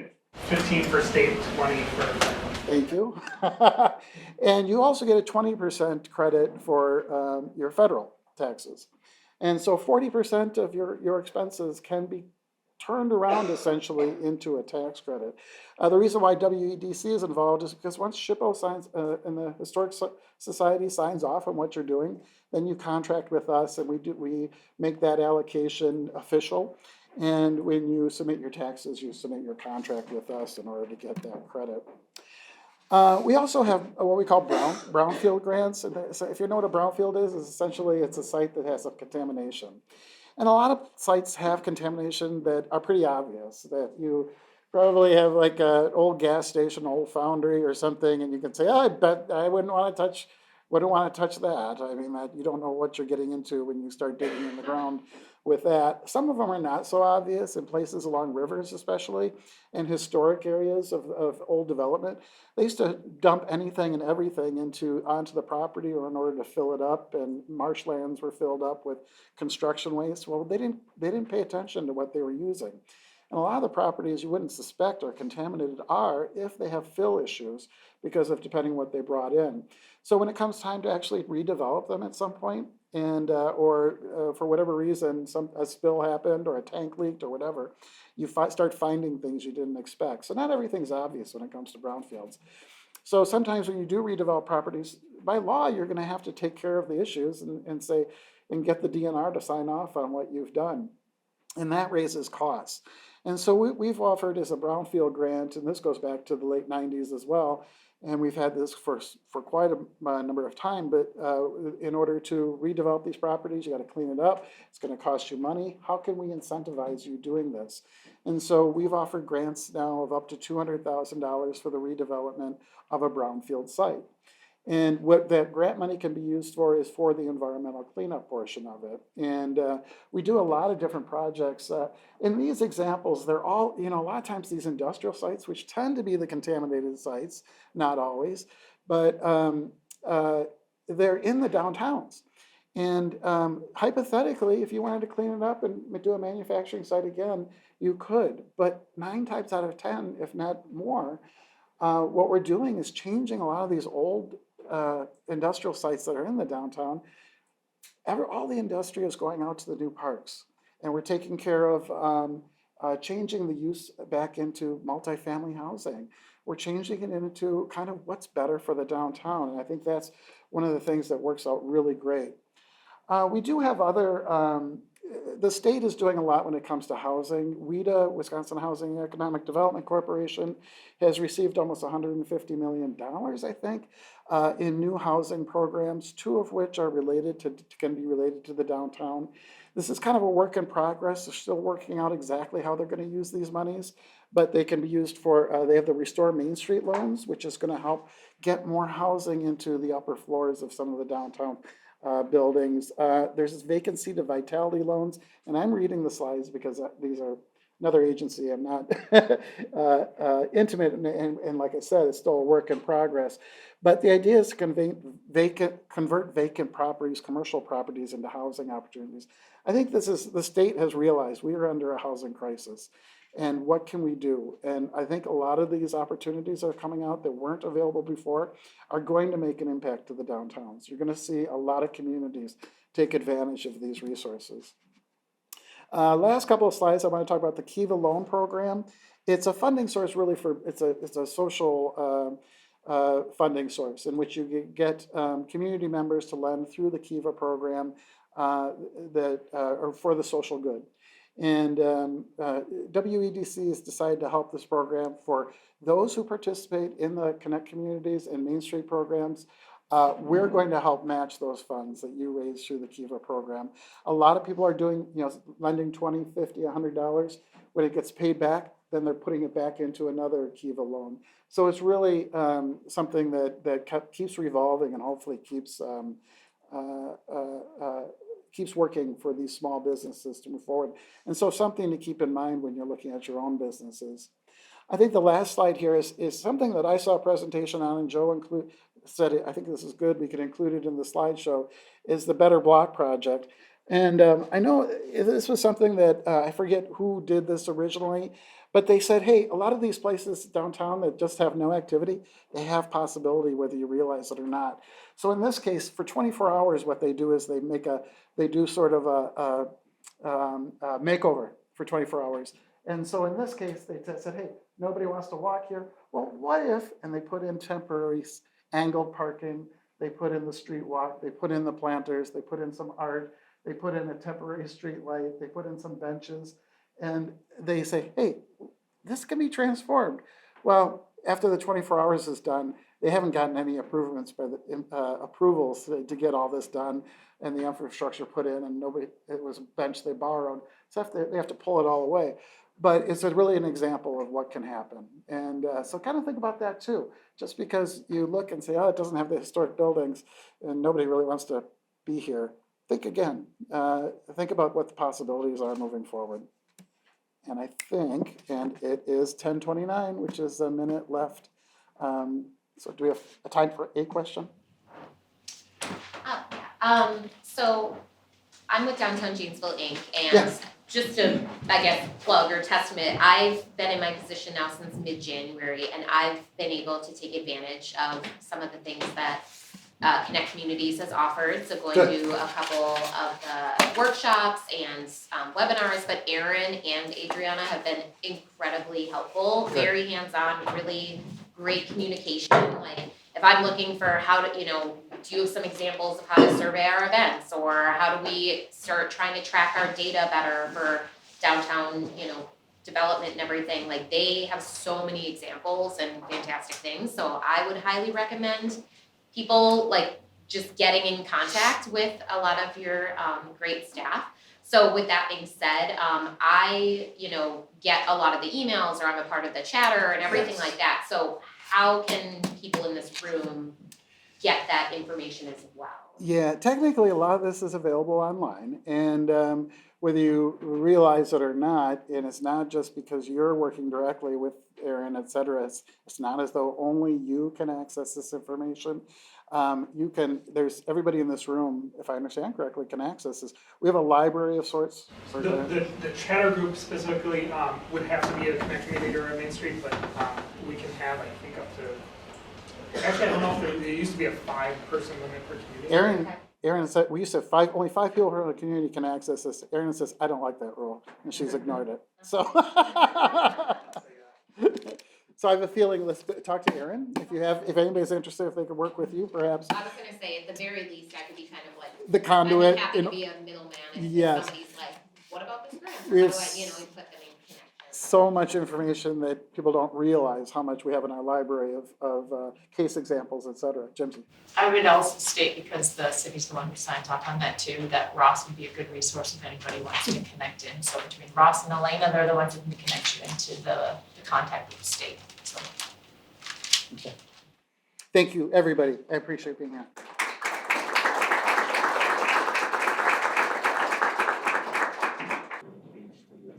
So my name is Jimsy Kuborn. I'm the Economic Development Director here for the City of Janesville. I've been here for about 1.5 years. And I was pretty excited to be able to be a part of today and talk about the core, the heart of our community. We have so many different aspects and so many different neighborhoods and so many different parts of our community as a whole. But the downtown truly is a heart. And so this is definitely something that we're all extremely passionate about. I know I've spoken to several business owners since I've been here for the past 1.5 years, and pretty excited to be involved in some of the current and future projects. And today I was asked by Luan to help and facilitate today and bring in some people to talk about the actual practical process. What does this look like? What are some of the moving parts? What do the numbers look like? How approachable is the historic tax credit aspect? And for me, born and raised in Rockford, Illinois, I've lived in Boise, Idaho, I've lived in San Antonio, Texas, and now here in Janesville. So I have family all around the United States, but I've really gotten to know some really cool people, and some of those cool people are Gary and Ashley. I worked with Gary for 2 years on a property tax project, a property tax reform project. We worked on a House bill and a Senate bill down in Illinois. Y'all would know how successful that went, right? Anyways, I've gotten to know Gary and Ashley. They've done some amazing things, not just in the state of Illinois, but otherwise.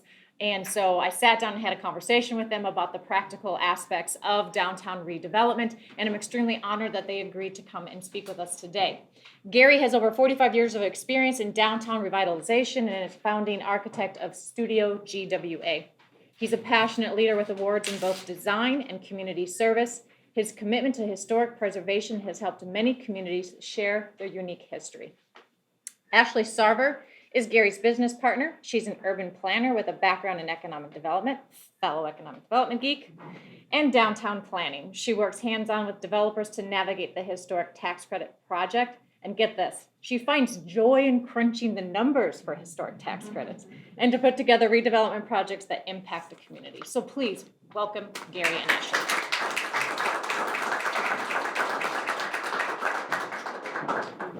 Yeah, thanks for having us. This is an exciting opportunity to be here and to talk about some of the projects that we've worked on. We do want to get into the practical aspects of it, and make it as applicable to you all as possible. And we'll leave some time for questions and answers too, to talk about tax credits or anything else that might pop up. So we are an architecture, urban planning, and historic tax credit consulting firm based out of Rockford, but we also have a small office in Monroe, Wisconsin. So we're fairly small, just 14 people, but Gary started the company 35 plus-ish years ago and had been working in downtown areas pretty much since then. You came back to Rockford knowing that it had potential and worked a lot in the development of some of the buildings down there. So do you want to talk about the 300 block, maybe even a little bit? Yeah, I think, certainly the words that I have heard earlier today speak right to me, and and I think speaks to the vision as to what downtowns can be and should be. And it's convincing, I think, the general public that this is a good business thing. Preservation is good business, and it's very difficult to convince people of that. And certainly being some of the greenest buildings, when we're talking about green buildings, there's no better building. And I think we've certainly been working on buildings that speak to that, and we've made our buildings more energy efficient than even some of the new buildings that are being built today. And certainly we've used geothermal, on buildings. We've done all kinds of things to save energy, besides making the building envelope much more energy efficient and providing systems that are really apropos to a particular building. So, okay. This one was before I started working with Gary 10 years ago, but this is the Richardson Building in downtown Rockford, which it might be a similar condition that you recognize amongst properties you've seen before, where some pretty dramatic efforts were taken to modernize buildings, and then great lengths were taken to try to get it back to something that looked like its original state. Yeah, I think one of the things about this is that, you never know what you're going to find underneath a building, but a little research, you can see where all the bricked up windows were from the inside. And, and I think when the couple, Don Bissell and then Marge and Kyle Beavers, they lived a block away. And one day with a couple of martinis, looking at it across the way saying, I saw today that building was maybe for sale. I want to go take a look at it. Well, voila, they ended up doing that. And, I think one of the things that, this building is really on the west side of State and Wyman, and used to have 800 trolley cars going through there on a daily basis. So it was transfer corner, as they called it. And but I think one of the things is that this building became more than just a building that was renovated. And I think one of the things about it is that they felt that they were going to be the showplace for really bringing investors to Rockford, or making people understand that there's really more potential than you might think. And so when they came out of the elevator, people would be stunned, by the spaces on the second and third floor. The second floor is very contemporary and modern, where this is very lofty, and the rooftop is spectacular. And I think one of the things that, in terms of economic development, that we tend to forget when people like this want to share what they built, is that we've had investors from all over the world that have had an event here, so that we can convince them to invest in Rockford. And the start of the hotel for the Embassy Suites really began here. Certainly Barbara Coleman was also envisioned here. There's all kinds of things that happen because that these people did this, let alone to show what's the potential is for our community in particular. Well, in their generosity, I think, to open their home, there used to be an event for the downtown open house where people who had built these loft apartments wanted to see more of it done downtown and create that vitality. So there would be an event each year, and they would, clean it up, offer drinks and beverages, and let other people enjoy the space and convince them that this is a move that is in the right direction. And we had what we call an event called Rooftops of Rockford, and it was a $100 event. And I think one of the things that came out of that was, wow, that was the best $100 I've ever spent. But it really showcased what the potential was in terms of what the rooftops could be. And this was before the state credit existed, so this was a federal historic tax credit project at the time. And just to get into the aesthetics, I mean, nothing goes better than a cold winter day to show, the before state of something. But despite the snow, despite the dreary day, you can tell the condition of the buildings has been severely modified over time and really closed off to that street face. So now when we look at the space, I think some of the features that just pop out are not, of course, the mural that kind of beckon back to local history, but also just that the buildings themselves, there's more of a transparent flow and fluidity between what's happening inside the space and outside. So even if you don't plan to go to that business that day, you're still part of that environment. You can back up. I want to point out, what we have done to our historic buildings. We boarded them up. Don't come in here. You're not welcome. We're doing things as cheap as we can, and the thing of it is that when we end up doing those kinds of things, well, yeah, they're ugly. But the thing of it is that we can look beyond that in terms of looking at the potential. Most of the time, that potential is really respecting, the architecture, the original design of the building. And I think those are really the key factors. And it also adds value, long-lasting value to a building when you do that. And I think one of the things that we're talking about here is adding value to your community, adding value to the tax base. And when you do that because you've respected the architecture and the materials there and the original design that's there.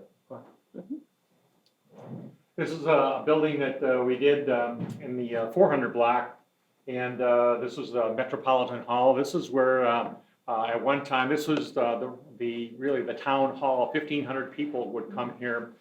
This was the very first building in Rockford that had natural gas lighting back in 1856. They had a huge celebration on Christmas Eve to become out of the candle age and to become a civilized community. And so at that time, they made natural gas from the gasification of coal, and which certainly caused a lot of pollution. That was another site that we've ended up redoing. But, here in the 1970s, we're going to cover up all the architecture and chisel off a lot of stuff to really destroy it. But we had an owner that really, saw that. In fact, in the building, when we took the siding off, we only took off because the owner only owned this much of the building. And within 4 weeks, all the rest of the owners said, hey, we want to see our stuff come off here, and we'll sell the building to you.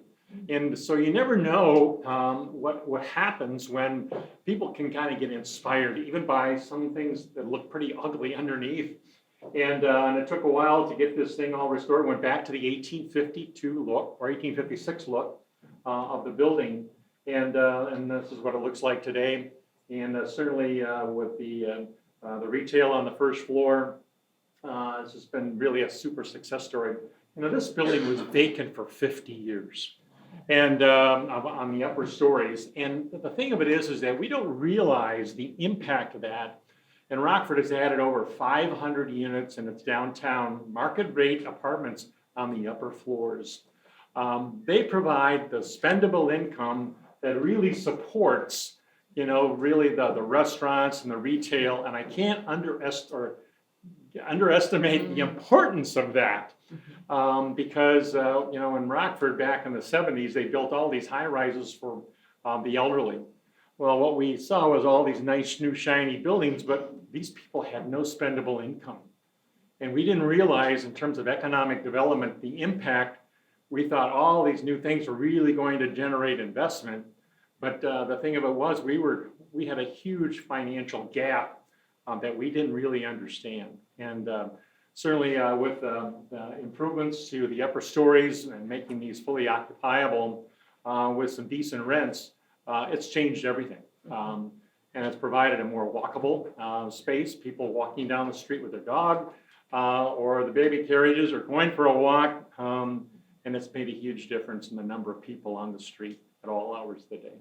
And it's great to see that the state has a program, sounds like, dedicated to supporting upper floor residential, because it can be financially difficult to take that step. So when we're thinking about these projects, again, this is another historic tax credit project. So we're not only following the standards, but also, using that in the capital stack. But sometimes that's still not enough. So these additional tools that are available through the state and the community really help get to the finish line. I think one of the biggest detriments is being able to provide accessibility to the upper stories. Putting an elevator on a very small footprint is not economical. And there's a difference between, the different kinds of elevators that you can end up doing, the residential type that's very slow versus a more commercial type. But you can end up spending $180,000, and it's difficult to really justify the cost of that. So you've got to find other ways to fill that gap or combine buildings so that you can end up doing that. Mm-hmm. And there was go ahead, Joe. Do you want to point out that I'm guessing how you were able to avoid the elevator was by doing 2-story units? Yeah, well, the two-story units on this side of the building, it was there. And because it was part of what was Metropolitan Hall, this building had a fire in 1886, so they split the building in half. And they left the other part of the Metropolitan Hall as a gathering space, but the other became basically a warehouse space.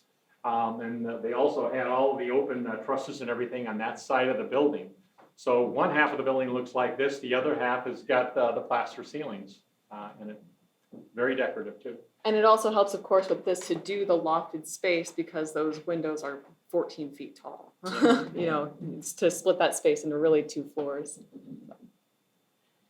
And this is just another example. I mean, you kind of forget sometimes how drastic things have changed over time because as each owner comes in, they add some, you know, something new to it. And I think here, you know, this was a bar at one point. So the point was that people were in and they were kind of just participating in that particular spot. But you can see what's been done to the windows and then also to the storefront over time. So with bringing it back to more of its original state, you can see the difference for what happens on the first floor now and all of the additional light. And then, of course, the upper floor residential. That is helping also serve that market of the first floor retail and business community. There was a printing company up on the second and third floors, and again, converting that all to residential space. And this one is also, you know, the retail market can be tricky. Sometimes it's not always the right time for 20,000 square feet of retail space. So actually in the back half of this is interior parking. So there are interior parking spaces to this that, you know, you can enter through the alley, go into the interior of the space. So it's helping serve, you know, as an enclosed parking as an amenity for the upper floor residential, and also gives the flexibility for in the future that maybe there is a higher demand for business or office or retail at a future point, and then you can build it out that way. This is a car dealership, and they also have a concrete ramp that goes down into the basement, so there's parking underneath. And you know, it helped really in terms of providing that indoor parking for the tenants. Mm-hmm. And I guess just the other point about this, there's 2 small retail spaces here, and I do mean small. They're like 1,000 square feet each. And I thought it was really great the developer did it that way because sometimes that space can just be too large to bite off and be, you know, the $1,200 rent that a month that someone's expecting. So if we can create these kind of small incremental spaces that are easier to bite off and then they need to expand, that's also a great strategy. I'll let you talk about this one. This is your baby. This is the Amrock building, and we, you know, it was built by William Ziak, so we refer it to as the Ziak building, but it is now Embassy Suites. But you know, this building was going to be demolished for $3 million by the city of Rockford. They had acquired the building, and it had a tremendous amount of controversy. This is the ugliest building in Rockford. You know, it's got to go down, and they were going to use it for landfill to build a new bridge. And we, as a group of citizens, including the Richardson Building people there, we created really the Friends of Ziak. And basically, we were a grassroots organization to say, you know what, we're going to stop the city from doing that. And we ultimately put the building on the National Register. And at first, the state preservation agency, well, this has no value. Well, we said to them, wait a minute, this is a knitting company, and this was had a huge impact on the community. And so within really a couple of weeks, we sent off a letter to them saying, stop, you know, think about this, and then came back with a letter to the city, stop and desist, demolition is no longer in the cards. And we were also became part of the party that they had to negotiate with the Friends of Ziak, along with the city, with the state of Illinois. And so we essentially stopped it, but being, we weren't just building huggers. We wanted to really redevelop the building. And so we ended up looking at the top 25 redevelopment companies in the country to say, who did this kind of work? This is too big for a local. And also not being bankable. And so we ended up with our first 6 that we wined and dined ourselves. The city wasn't really interested in it because they wanted to see it demolished. And so the 6th one was Gary Gorman. And he said, hey, give me an option on the building. And frankly, we became partners for another 8 years, but it was 10 years to the day when we got the letter of stop and desist from the state to the day they opened the doors, the Embassy Suites. And in terms of perseverance, and and I think one of the things is that this is now Rockford's top hotel. It's the only one downtown and 82% occupancy.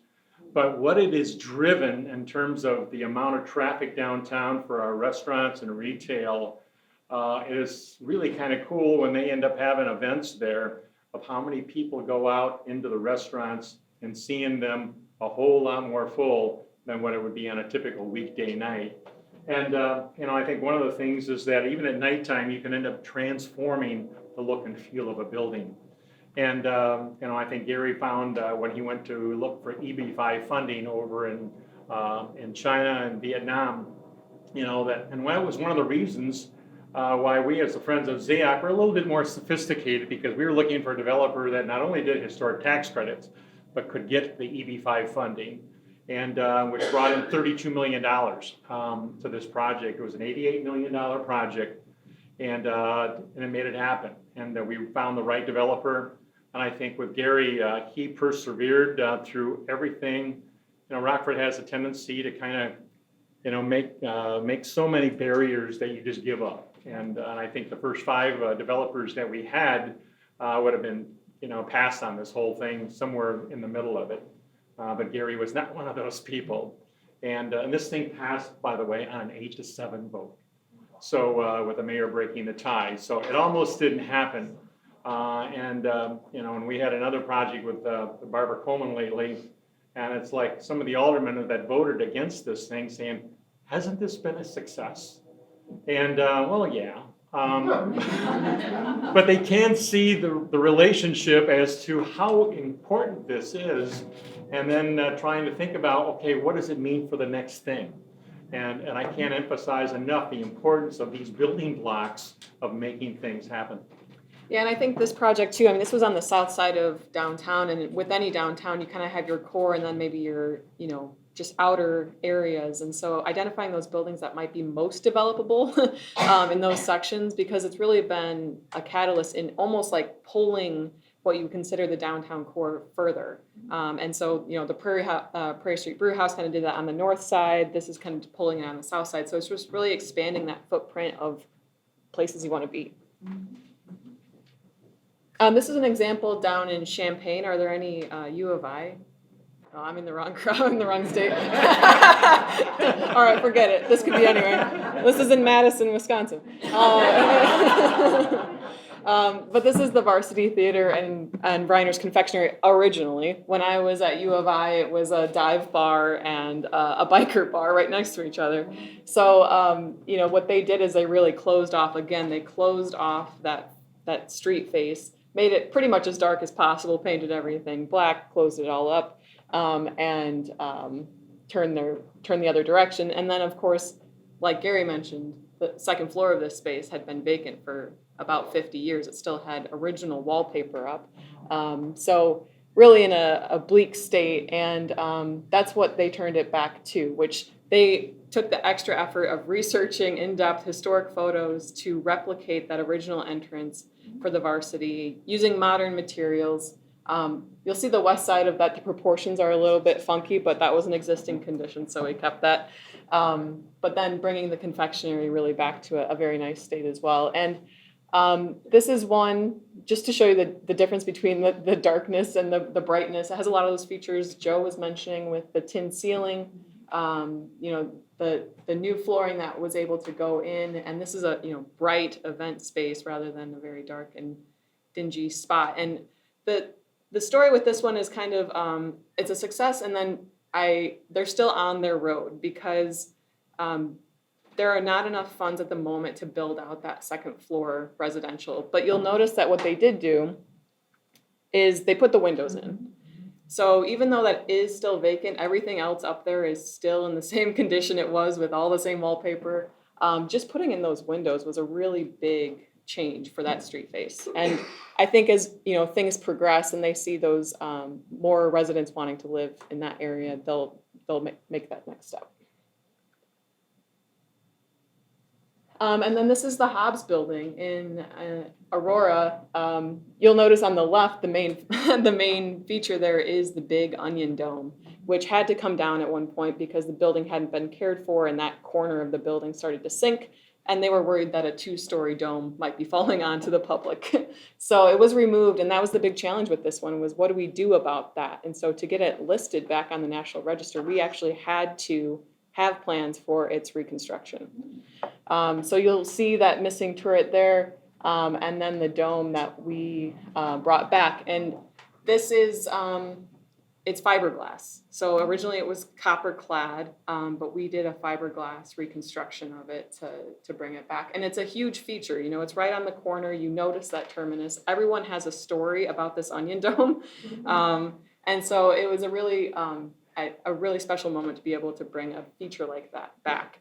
Not critical, you know, this building renovation could still be very successful and serve the community well without it, but it's always nice to have a onion dome on top. Sorry to interrupt. Did you work with John Curley at the city with this? Yes. He's my hero. Yeah, he's the best. John is the best. You know, I think one of the things, certainly the spandrel panels between the stories there, you know, those were some of the things that we wanted to do a little differently. But there are times where, you know, the dollars aren't there to do what you want to do. And some of those things were left, but maybe in the future, those things can be done the right way. Yeah, and I speaking to the practical aspects, you know, not every building is going to have their onion dome put back on, like those spandrel panels. And you'll notice too with the cornice, this beautiful cornice wrapped that entire, where you see the lighter brick, originally was all across that. And in an ideal world, we would have been able to restore all of that and reconstruct all of that. But again, getting the building back to a functional state was the primary objective, and the fact that the building has existed since 1895 and is still standing, this investment at this time, you know, is going to let it live another 100 years at least. So I think just having those investments that stabilize buildings too, this is way beyond the stabilization, but some of those stabilization efforts can be really important to just keep that building stock. So I'd like to emphasize that. And this is just, you know, some of the residential units up there. We had to do an exterior staircase here to be able to have that second means of egress, and did it in an exposed style. And so we want to talk about the tax credits. I know we have about 15 minutes. We'll try to get through ours in 10 and leave about 5 for questions. The value of the tax credits cannot be understated. Every single project you saw there used them, whether it was the federal and the state. And Wisconsin's lucky enough to have a 20% statewide credit. So to take advantage of that is great. I know there's some buildings even recently here who have used the tax credits, and building owners who've done that. So learning from your peers around the area too is great, because they can be tricky. Of all the other incentives between like new market tax credits and some of these other more complicated ones, I would say it's an easier to use credit, but it's focused on the design too. So we have to follow the standards for rehabilitation, and so it's not really about job creation. It's not even about residential units created. It's really focusing on restoring those aspects. And as Joe mentioned, you know, sometimes there are tricky pieces with that design of having a historic building and bringing it to a modern standard, but a lot of the times, I would say 95% of the time, it works pretty easily, and then we get creative in that 5%. So the tax credits, they close the gap. Most projects have a gap, right? They reduce the risk, and just by that meaning that as soon as you bring those tax credits in, they're reducing the risk for the bank that you might bring in. They're reducing as the property owner. To bring in additional historic tax credit investors can help just diversify your capital stack. So they're a great piece to bring in. They pair well with most other incentives, whether it's the upper floor residential or your TIF funding or your facade improvement grants. They usually pair very well with those. And then they're versatile. You can claim the credit yourself. It's an income tax credit. So if you have the liability yourself, you can take it yourself, or you can bring in other investors as partners that can utilize them. And there's like, you don't even necessarily have to know the richest person in town to bring into a project. There are like third-party syndicators that you can bring into the project that help find those tax credit investors for you. And then there's the third option, which is to bring together a bunch of people to invest in the tax credits. You want to talk about the process? Brad Roos, who's, he and his wife, there's Brad and, Soon in the middle. and, yeah. Oh, yeah, right here. And, I mean, talk about the dynamic duo, but Brad was the development director, or really the president of Zion Development, which was a nonprofit, church-orientated, that did about $40 million worth of renovation of buildings in Rockford. And I think when he retired, he wanted to take on this project, which was right around the corner from where they lived on off of 7th Street. And it was the Faust building. And so they thought they could tackle this. But I think what he, and from our discussions, that I've known Brad since high school, and basically he wanted to use the historic tax credits, but he wanted to do it in a different way and bringing in other investors. And we had kind of done this back in 1984 when we redeveloped a building, and we brought in 32 investors at $10,000 apiece for buying tax credits. They could end up getting their money back the following year and getting a return on their investment, basically. And so he was taking the same thing, and the federal government had taken that away, but he found a loophole that they had made in the latest Tax Reform Act. And to reinstitute this, that everybody could really maybe, if you earned income under $250,000, that you could become an investor. And so that made all the difference in the world in terms of bringing people in that wanted to participate as a community member, but also had an opportunity to have really limited risk and could contribute to that and get some money back at the end of the day through the depreciation and that. So, and I think it's his commitment to having it be a community investment project is really what this stemmed from, because he wanted to keep the money as local as possible. Again, there are the third-party syndicators you can go to, but it was important to them that the wealth stay in the community. So if their project can help bring in wealth, that it should be within their neighborhood as close as possible to the project. So really respect that about what they were doing here. Yes, it's more complicated because you have that many more people, but it is possible to put a structure together like that can work. So the eligibility, we just pulled a couple quick maps here. This is Janesville, you might recognize it. But the purple areas are the historic districts. And then, so it looks like you have both residential and commercial historic districts. The historic tax credits are really for income producing properties, the ones that we're referring to here. So it would need to be a commercial property for that type of use.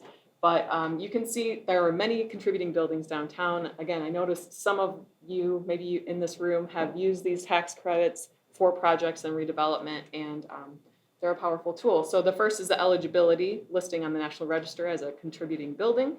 And then, the criteria for that can range from the specific architecture to the history of the building to a person of importance that was there. So that's the first step.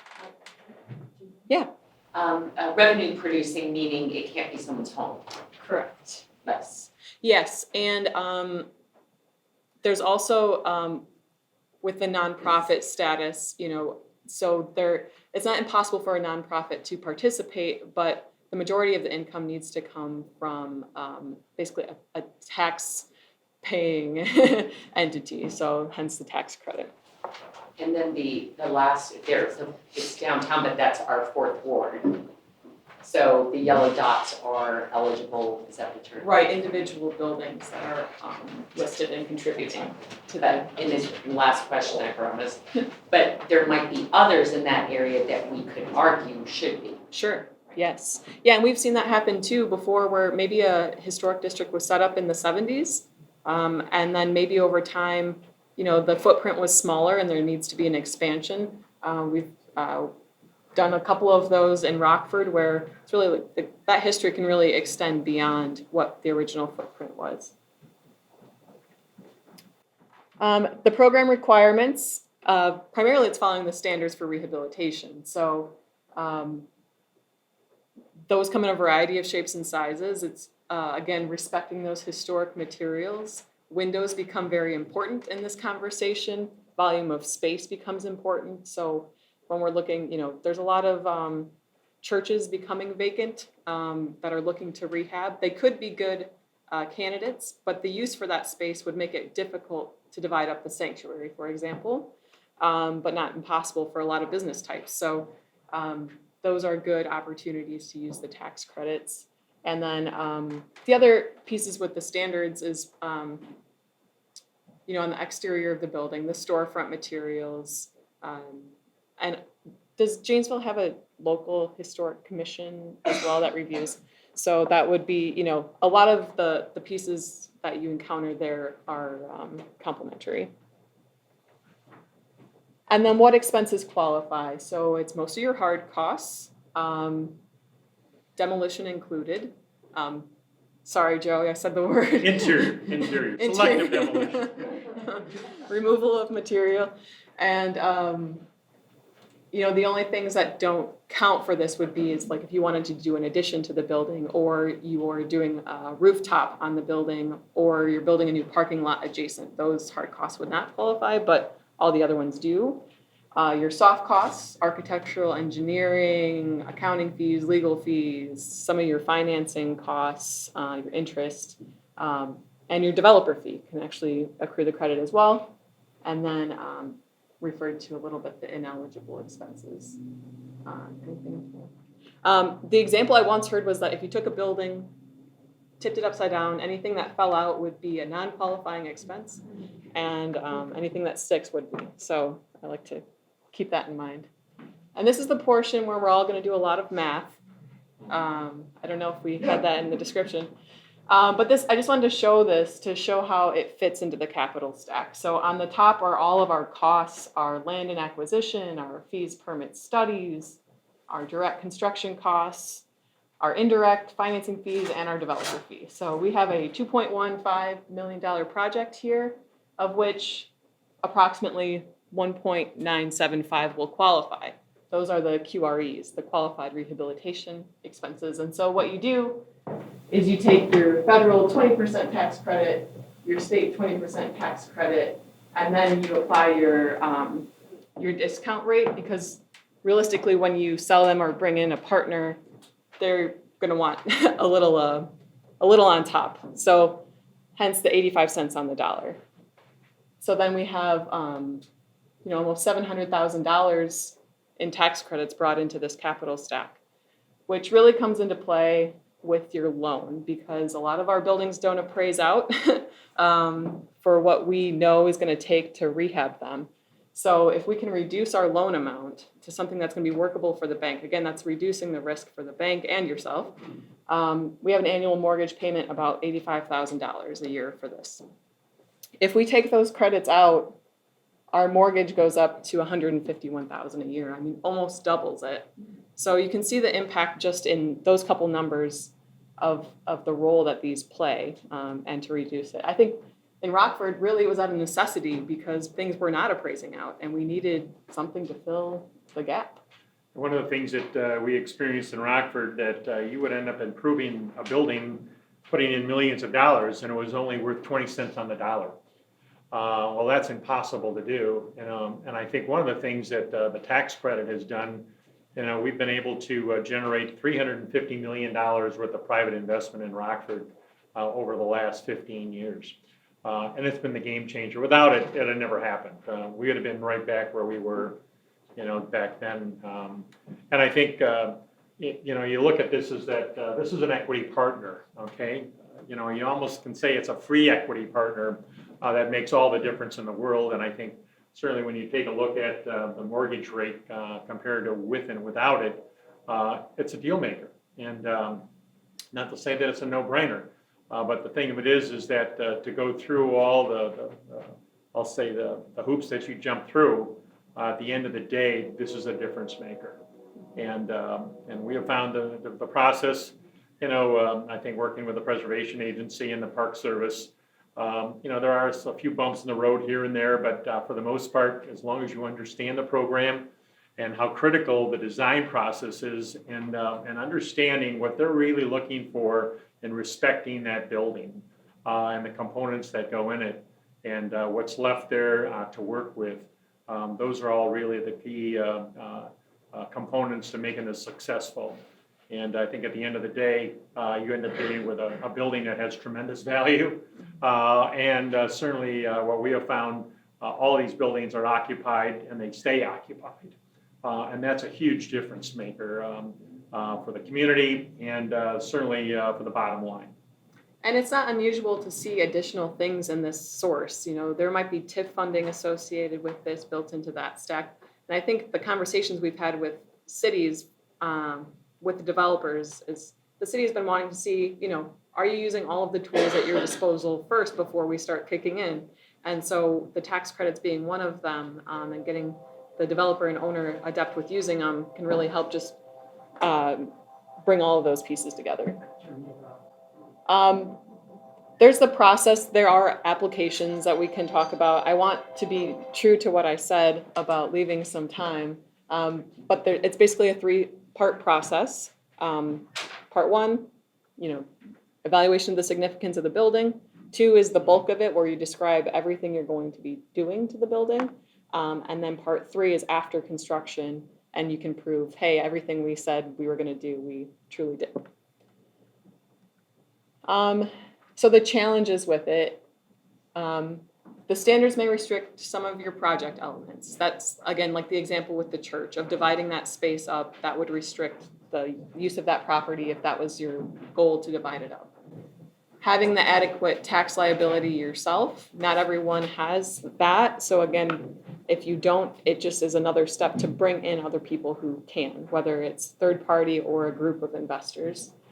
And then it's a partnership for 5 years. They truly have to be a partner in the project. They are part of that LLC that you create, and they are part of that for 5 years. Some people are comfortable with that and some aren't. The smaller projects can be more difficult because there is the overhead of the applications and bringing in attorneys and legal and accounting as additional fees. So they take up maybe a larger percent of the project than if it was a $30 million project, but it's still possible. Like the example with Brad and Sue, that was a $600,000 project, which is not a small amount of money, but it was a smaller project in the scale of rehabs. And then pairing it with the SBA 504 loan. This is the only one I think I've seen where it doesn't work well together because the SBA 504 wants to see that the business owner and the property owner are the same. If you are bringing in tax credit investors, that kind of negates that use. So that's the only one where I've seen it not work that well. Questions, if there are any? I've seen some really good examples of, in Janesville, of tearing off, what is the big project here where the facade was torn off? The museum. Children, okay, yeah, beautiful example of, yeah, and pretty impactful. I don't know what the impact was felt like here of just seeing that come back and to see those details underneath, but it was impressive. It was going all across the internet. At least in the historic preservation world that I follow. I think, one of the things about preservation and, the restoration of our buildings in our downtown, and how it attracts talent and retains talent. Earlier, we had heard, about that. And I think it's really important that where people want to live, it's where they're going to live. It's not about the job anymore. It used to be the job drove where they lived. And that's not the case anymore. And I think that's changed dramatically in how we think. And certainly, earlier this morning about what the CVB and what the city manager had to say, are so true. Aesthetics mean everything. And I think when we first heard Genisa saying, talking about the aesthetics, and it's like, and to hear what we heard this morning, this is critical to our success, long-term success, sustainable success. And I think certainly Janesville, I've been up here over 40 years, and to see the transformation from what it looked like in the 80s to what I see today, it's pretty amazing. What you've done with your facades, and activating the upper stories is really, really important. And to taking that next step as to how to go about doing that.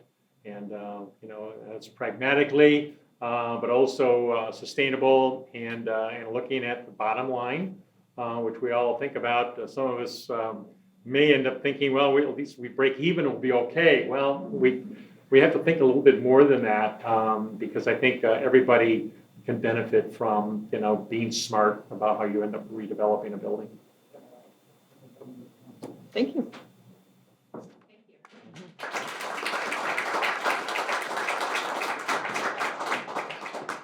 I have to say, watching the Amarok building go change into that Embassy Suites Hotel, if you guys have not walked through that hotel, it's absolutely spectacular. And if you are not aware of Gorman, they're an amazing developer company. But I would, as a gal born and raised in Rockford, I would invite you to go check that project out, because it's absolutely gorgeous. And enjoy a cocktail on one of the rooftop bars, because it's really, really pretty down there. Hope you found some great value. I think Gary and Ashley have really nice insight and extreme experience, and I think it's super exciting.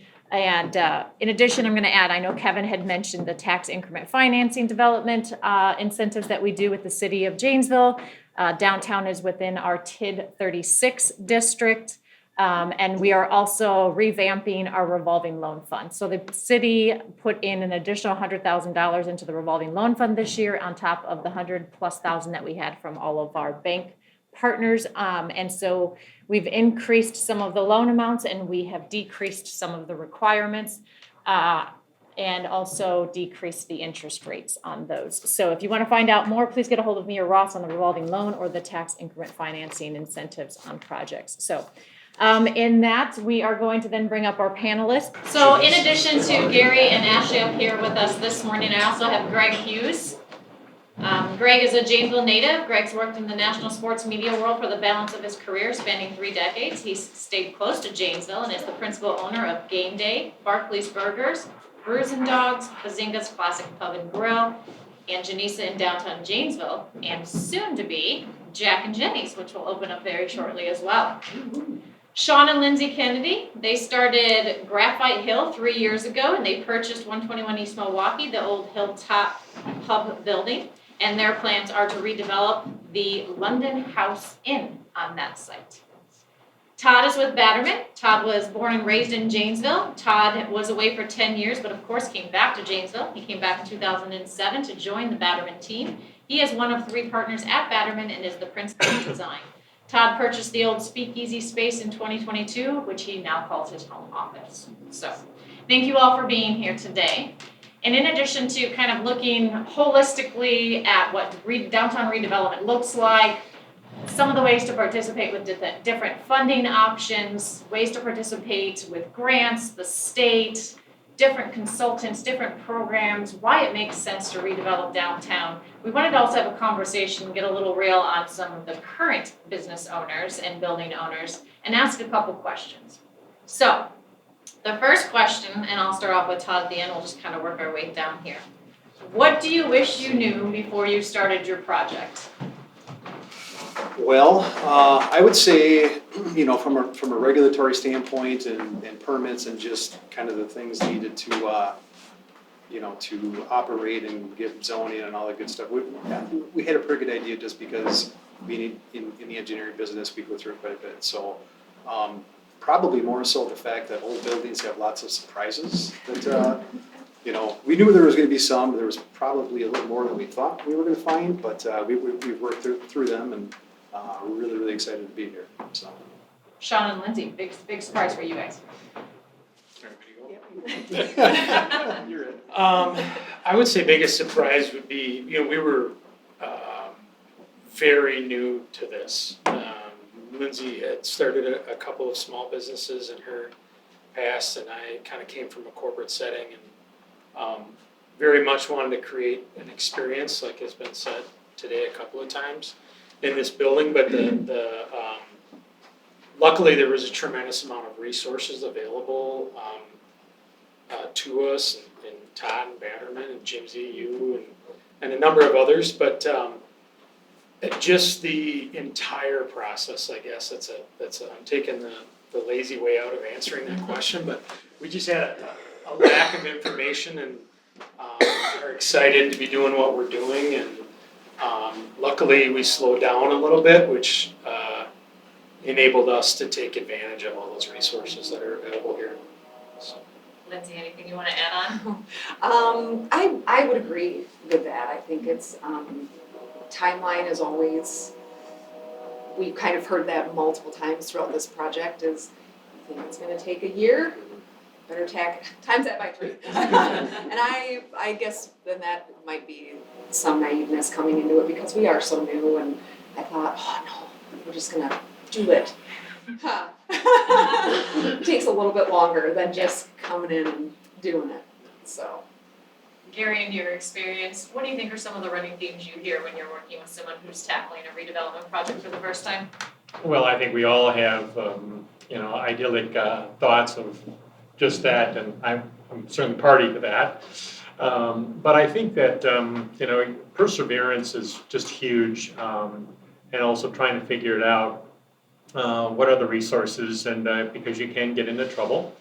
And, as they say, in renovation, well, you never know what you're gonna find. Well, you just gotta be prepared, for how do you navigate, those uncertainties, and what's the backup plan. And I think we have found, certainly, as we showed in one example there, that things that we wanted to see done didn't get done because we didn't have enough money. We had to put the money elsewhere. And it's how you pick and choose, that maybe you can come back later and do those wishful thinking things to make the project that much better, or somebody else can tackle. And but the most important thing is really, getting the building up and operational in the best possible way. Ashley, anything you want to add, especially on kind of maybe the financial stack aspects? Yeah, I think just being in the numbers of it a lot is, we're now recommending to our clients and for some of our own projects too, that, when you have your construction costs, there's usually contingency added to that. We're recommending owners also have their own owner contingency on top of that construction contingency to just account for all of those other things that happen. Which when funds are low, that's contingency is the first one to be hopeful that will go away, but it's always used, so don't negate the contingency. And Greg? I wish I had met Gary and Ashley before I started. If I could do it over again, but if I had, I might not have done it. Because it's really complex. It's harder than you think, and I like to create as I go, and when the hurdle comes to jump over, and there just are a whole lot of those. I mean, you guys know this. And I was on a speed track with Genisa because I had my other job required me to be out of the country for a while, and so I had a deadline, and pushing toward that deadline was difficult. We got there, but yeah, that would be it. I'd say I think that, the people in this room, like, these guys know everything, like everything they went through, all of the percentages, everything is entirely accurate, but it's really hard to monetize the tax credits. And not in a bad way, like the federal credits are easier because I have partners who make a lot of money, and so the credits, they buy the credits fine. The state ones, the banks know the deal. And so this bank came to me immediately, like, these are the things you find out on the fly. As soon as I filed the paperwork to get the tax credits, this bank in Missouri reaches out to me. The guy calls me, he sends me a formal letter that I get by FedEx that said, hey, we want to buy these tax credits. I'm like, what is this about, right? I don't have any idea. So I call the lawyer I was working with at the time, and he said, oh yeah, this is how this works, and they're gonna offer you a percentage. By the way, the number was 83%, so it was 83 cents on the dollar. And you can't monetize that until you get all the way through the process. And so these guys were on me in the first month or two. And I think I monetized that piece of it like almost 2 years later. So to your point, it's a slower process, like the thing, but I still had to put the money forward to get the project done. Yeah. So, And there are banks that will end up, basically loaning you the money to get it sooner. So there are ways to do that, to navigate that. But yes, you don't want to be waiting that long. it'd be easier if I didn't have a day job. Yes. I just didn't have all the time. Oh, that's, yeah. Jimsy, I think one of the things, that, it really takes visionary pioneers to tackle some of these things. And, and I don't think we ever give, people like we've got here, of what it really takes to have a dream or a vision as to what they'd like to see improved in their community and really put their money where their mouth is and where the thought process is. And I can't tell you how important that is for a community to have people like that, because really what it does, it really gets people excited that, well, maybe I can do that, even though that there's a lot of difficulty to doing that. But these are all part of the building blocks that really redevelop your community when you've got people like this that take that chance, the risk takers. Nothing like a cup of coffee and a conversation, right? So Greg, we'll start with you on this end for the next one. If you had an extra $500,000 on the Genisa project, what would you have used it for? I'd owe a lot less. And, but, like, I have thought that, I think I'm hopeful everybody in the room is familiar with Genisa and the building and where it is. And then there's a patio next to it. And my whole target was to buy the building next to the patio so that I could make this big compound with other stuff going on. And so I probably would have used it toward the new building, because I always saw it as part of one, even though I had to do it and I don't have a pile of money to, draw from. So I have partners that are in this room actually who are part of this whole thing. But I think the other thing I would do, like if I had it now, I would build a rooftop bar on the new building. Because that's complex, it's expensive, but it would be so cool. Because you'd be able to see all the way down to Trexler Park, and you'd be able to see the fireworks up there, and you could build this ring around it. It would be a sort of the centerpiece downtown, but that would be the dream. I like that dream. Lindsey and Sean, you have an extra $500,000. I think, me personally, I would use it in the design of the facade of it, the hardware inside the building, and to restore any of that stuff. It's so expensive. Instead of just getting your basic door handle or window pull or, something as simple as that, but to me, that makes a really big difference. Like when I stay somewhere or I go somewhere, I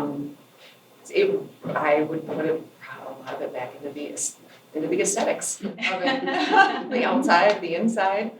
Yeah, to create that feeling, Right. That We and didn't even appreciate the tee her up for history. that answer. Yeah. Okay, Sean, you have a separate opinion, I'm sure, right? No, actually, we're just to piggyback, what do you say? Smart answer. I disagree and it goes better, no, we're somewhat nerds for the real intricate historical features to a lot of the architecture here specifically. And in the process of just budgeting for what we're going to do, and just some of those things, they really add up. And so to piggyback on Lindsey's point, we would, I think, both agree that if we had an extra $500,000, it would probably go all towards those things to really restore it to, the beautiful, original, all those little details, Yeah. so. All right, Todd, your turn. So we spent a good amount of time, and I guess the bulk of our money on the inside of the space to kind of get it set up for what we needed it operationally. And I guess the previous owners, it's a cool building, 1906. It's got a lot of these wood beams and whatnot, and they had covered a lot of that up. So we were very deliberate with the work that we did on the inside, which was it was demo, but it was demolition in a good way, because we were opening these wood beams and such back up to make it a really cool, kind of bring it back to the 1900s era structure, which was great. So we could really use a new parking lot. But we don't have the funds for it, so we just painted it black and restriped it this year to get us by. So a new parking lot would be great for $500,000, and I'm sure I could do that. And then there's a lower space to this building, which is a really, really cool. It's a condominium unit, which is kind of a weird thing. But so the basement to this for a 120-some-year-old building is amazingly clean and dry, and there's windows all the way around it. There is real potential in the basement of that. It's got an elevator down to it. It's got fire protection there. My partner Lance, I have to slow him down sometimes because he's like, we could do so many. I'm like, ooh. All right, you guys posed the question for the group, and I'm just asking, so what would you say? Or you, people Well, you this work is with? more out of pure entertainment, because to hear creative people say what they would do for the additional 500,000, each person has like a different response based off of that building. I think most of the time it probably is, on the practical side is, let's reduce the amount of interest we're having to pay over the number of years. And so hear that a lot. But like in the case of the Hobbs with the dome, to have been able to restore some of those cornice pieces and bring those back would be impactful. I think the devil is in the details, and the details are so critical to the aesthetics. And I think that those are some of the things that we've had some clients that have picked away at it and putting in hinges that are historic to the building, or the doorknobs, or in the case of the Faust, Brad is a woodworker, and they actually replicated some of the doors to match with the ones that were there still.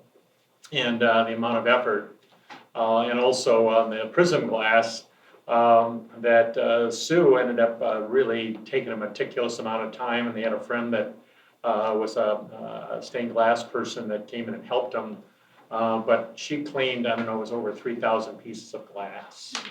And, but it made all the difference in the world, and as to what that building is. So there are things that you kind of pick and choose as to what's really important to help make a project be impactful and get that feeling that we've been talking about today. So turn it to the audience. You have some people up here who have done this for many, many, many years, and some people who are new on it. So open up for any questions as we close out today. Does anybody want to ask these very dedicated and passionate people any questions that are coming up to the top of your brain right now? That's one. So on historic tax credits, 2 questions. First would be, what is a reasonable amount of time to schedule to get from the Part 1 eligibility through the documentation stage? And second part of that question is, when you're in Part 3, what happens if the determination is that you did not meet the standard that you said you would in Part 1? What happens to those credits? Yeah, so the amount of time from Part 1 to Part 2. So Part 2 is where you're describing a lot of the design work. So you can be working on that Part 2 application in conjunction with the design process. So it really just depends on that piece, how long the architectural design, but. I always thought Part 2 is basically submitting construction documents. Yes. And then from the time you submit, I guess my question is, from the time those are submitted to the time you receive approval from state and federal, Sure. how long is that? Yeah, it's usually 30 days with the state SHPO and then 30 days at the National Park Service, and that's assuming that they have, no comments. That doesn't often happen, but usually it's 30 days with the state, 30 days with the National Park Service. Your experience is? higher. Yeah. 90 days or? I think anywhere from, you know, I'll say a total of 60 days there versus maybe 90. You know, again, having that conversation and having relationships with the people that are doing the review makes all the difference in the world, because you know what their likes and dislikes are. And I think the other thing is to, sometimes you need to explain certain things as to why we're doing that. And that helps, you know, with the lack of having a comment to say, well, why aren't you doing this when you've already talked about it over the phone or at a meeting. You know, for the part one, if you're already in the National Register District, you know, it's pretty easy with a letter and you get a response back in a couple of weeks. Is that yes, you are eligible, but the part two is the one that's the more lengthy one. What was the second part of your question? What happens if the determination in part three is that you didn't comply with the description in part two? What happens to the tax credit? Is there an appeal process for that? So sometimes there is something that maybe that's workable. They come back and say, you're not following the standards, but if you do this, you will be. Sometimes that could be a dramatic thing, like you put in the wrong flooring. If you want the credits, rip out the flooring you put in and put in this type of flooring, which might be a dramatic step that someone doesn't want to take. That's expensive to just redo that. So sometimes there's that choice of whether, do I do the thing that they want me to do to comply, or do I just leave it? Otherwise, lucky enough to not have been part of an appeal process, so I'm not sure what that looks like. Is it a substantial compliance or 100% to letter compliance? So they will say that they do not give you credit for like other things that you have done. So they're looking at each element to follow the standards on its own, the flooring, the ceiling. But if you've done other things really well within the building, sometimes you can kind of lean into that. Say, look at all these other great things I did for the building. Can you kind of give me a pass? But they want 100% of your compliance as their interpretation is. I think it's really important that the team that you put together, and that includes the construction team. You know, you can end up getting even a subcontractor that, and I'll use an extreme example of ripping out a staircase. That's historic. Well, we're gonna replace it with new material. And that was based upon the contractor making that decision. Well, that can negate everything. So you've gotta be really careful about having the team understand, you know, what the purpose and goals are of the project, and to make sure that they're all on board with that. Because you can end up getting, you know, somebody here that, you know, is only in the new construction mindset, and that can end up negating everything that you're trying to do. So putting the right team together and having that understanding is critical. I can help you a little bit on the practical side. Like when I applied for the credits, it was during the pandemic. So they weren't even working in the office. So it took forever and it was a black hole. Like they wouldn't even respond. Like, you don't even know, are we good? Is this happening? And they came back with a few sort of picky points. One of them was the color of the ceiling, that it wasn't the exact shade of black. And you don't really think about shades of black, but it wasn't the shade or the texture of black. What is it, a matte finish versus a gloss, whatever. And so we had to go back and forth about that issue before we got the part 3. And the other part of that I would tell you is when the bank hit me up about the part 3, I didn't know what they were talking about. I was like, what's a part 3? So I had to go back to the lawyer and to the other people and all say, well, what is, I thought we were already there. And so there's that other layer, but they will delay you, but they also will work with you. I mean, the other thing, again, if you've been to Genisa, you realize we have this giant brick oven in there. Well, in order to get that oven in there, you can't just take it through the front door. And in order to get it out of there, you can't just take it through the front door. So we put in the nano walls that are adjacent to the patio. They're 8 to 10 feet wide, and they didn't approve those. They said no to doing the wall. So I ended up getting on the phone with the woman, her name was Elizabeth.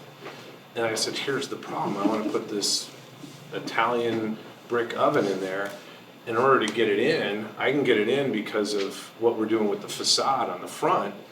But if something goes wrong with it, I can't get it out. I'm gonna have to saw it into parts, and I have to be able to get it out that side. And she said, I've never heard this kind of an explanation for reason to do this, but that's where the limestone walls are in the building. I said, I'm gonna leave all the limestone there, I like it.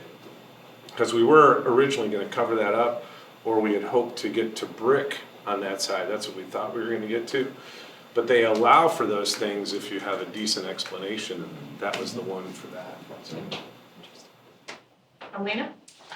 I have a couple questions, actually. So you had mentioned, people having a vision or taking a risk. And so I guess what would your advice be to somebody that, and maybe Sean and Lindsey, since you're new at it, could say, help? Is if somebody that, say, has a vision or has an idea, you're walking downtown and you're like, oh my gosh, this building's awesome, or maybe it's for sale, and, but you have no idea where to start, I guess what would your advice be of, somebody that maybe has never done that before, has never purchased commercial property, or doesn't know how to go through that process? Sort of what would, I'm sure there's a ton of advice, but maybe like where would you start? Tell that person where to start. And then I guess my second question, more so specifically for downtown, is what would maybe one thing be that you wish we had downtown that we don't right now? Sure. Well, as I said before, I had no idea the amount of resources that were available. So it was scary for us to kind of take that jump, like that's the point of your question. But again, that was part of the reason that we hit pause, and I would say that when we first met with Jimsy, it all sounded like German to us, but the more we kind of sat on it and utilized the other resources, many people that are in this room, Mick being one of them who's been involved downtown for a long time, I'll just say, it's everywhere. And we had no idea that it was everywhere, but definitely starting with Jimsy in the city and learning what's available to you, and then, utilizing bid and DJI and all these different resources that we have, we've learned so much that kind of made us feel better about slowing down a little bit to really take advantage of what's available out there. Yeah.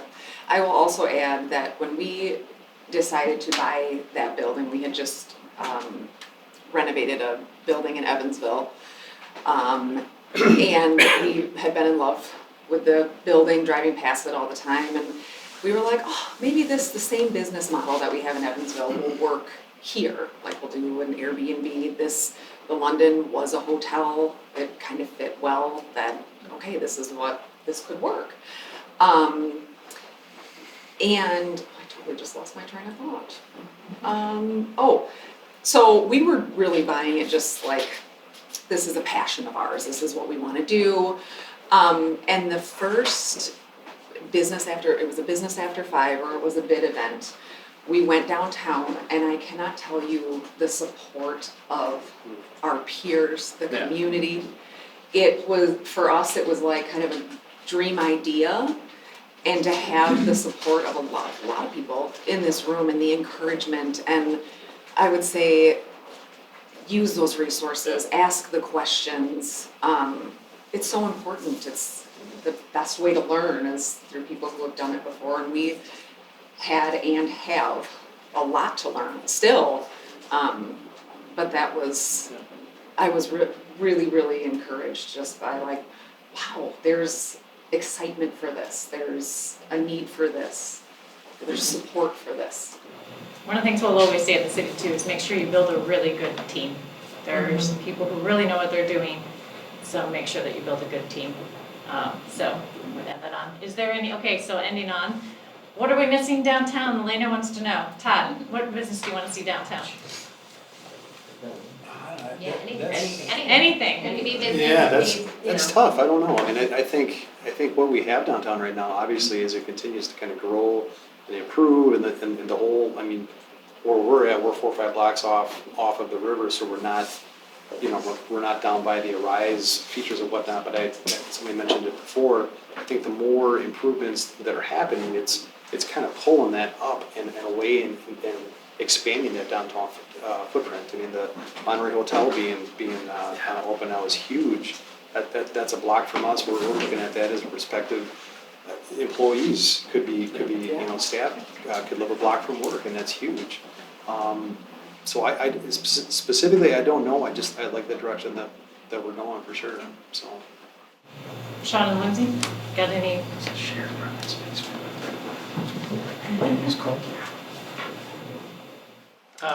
I don't know again, I think I've pointed out multiple times that I don't know the terminology or what I'm talking about, but I think in Delafield, the shared market. Oh, the public market. Public market. Sure, Yeah. sure, Yeah, I sure, think Yes. maybe not Sure. right today, but I think Janesville's headed in that direction. Sure. It would really be great. Yeah, very cool. Yep. Greg, what would you like to see downtown? Jack and Jenny's. Coming soon. No, I think more people living there. Yeah. I mean, that's really it, because I think what'll revitalize it is people walking around, like when you go to other cities. Condos. Yeah, condos, whatever it would be, townhouses if there are places for that, and then you need parking, but these guys made the point earlier, I think there was development done downtown in a certain era where they have senior living, et cetera, and those aren't conducive to the downtown environment that you're kind of looking for. So I'd say more people living there would be. I think it's pretty groovy that Rockford's had 500 market rate units added downtown, and I think Janesville can do the same. And maybe a big business, maybe somebody who's either manufacturing or a digital type business that could thrive downtown would be great too, because just whatever's driving people down there. Absolutely. Thank you all. It's an absolute honor to work with all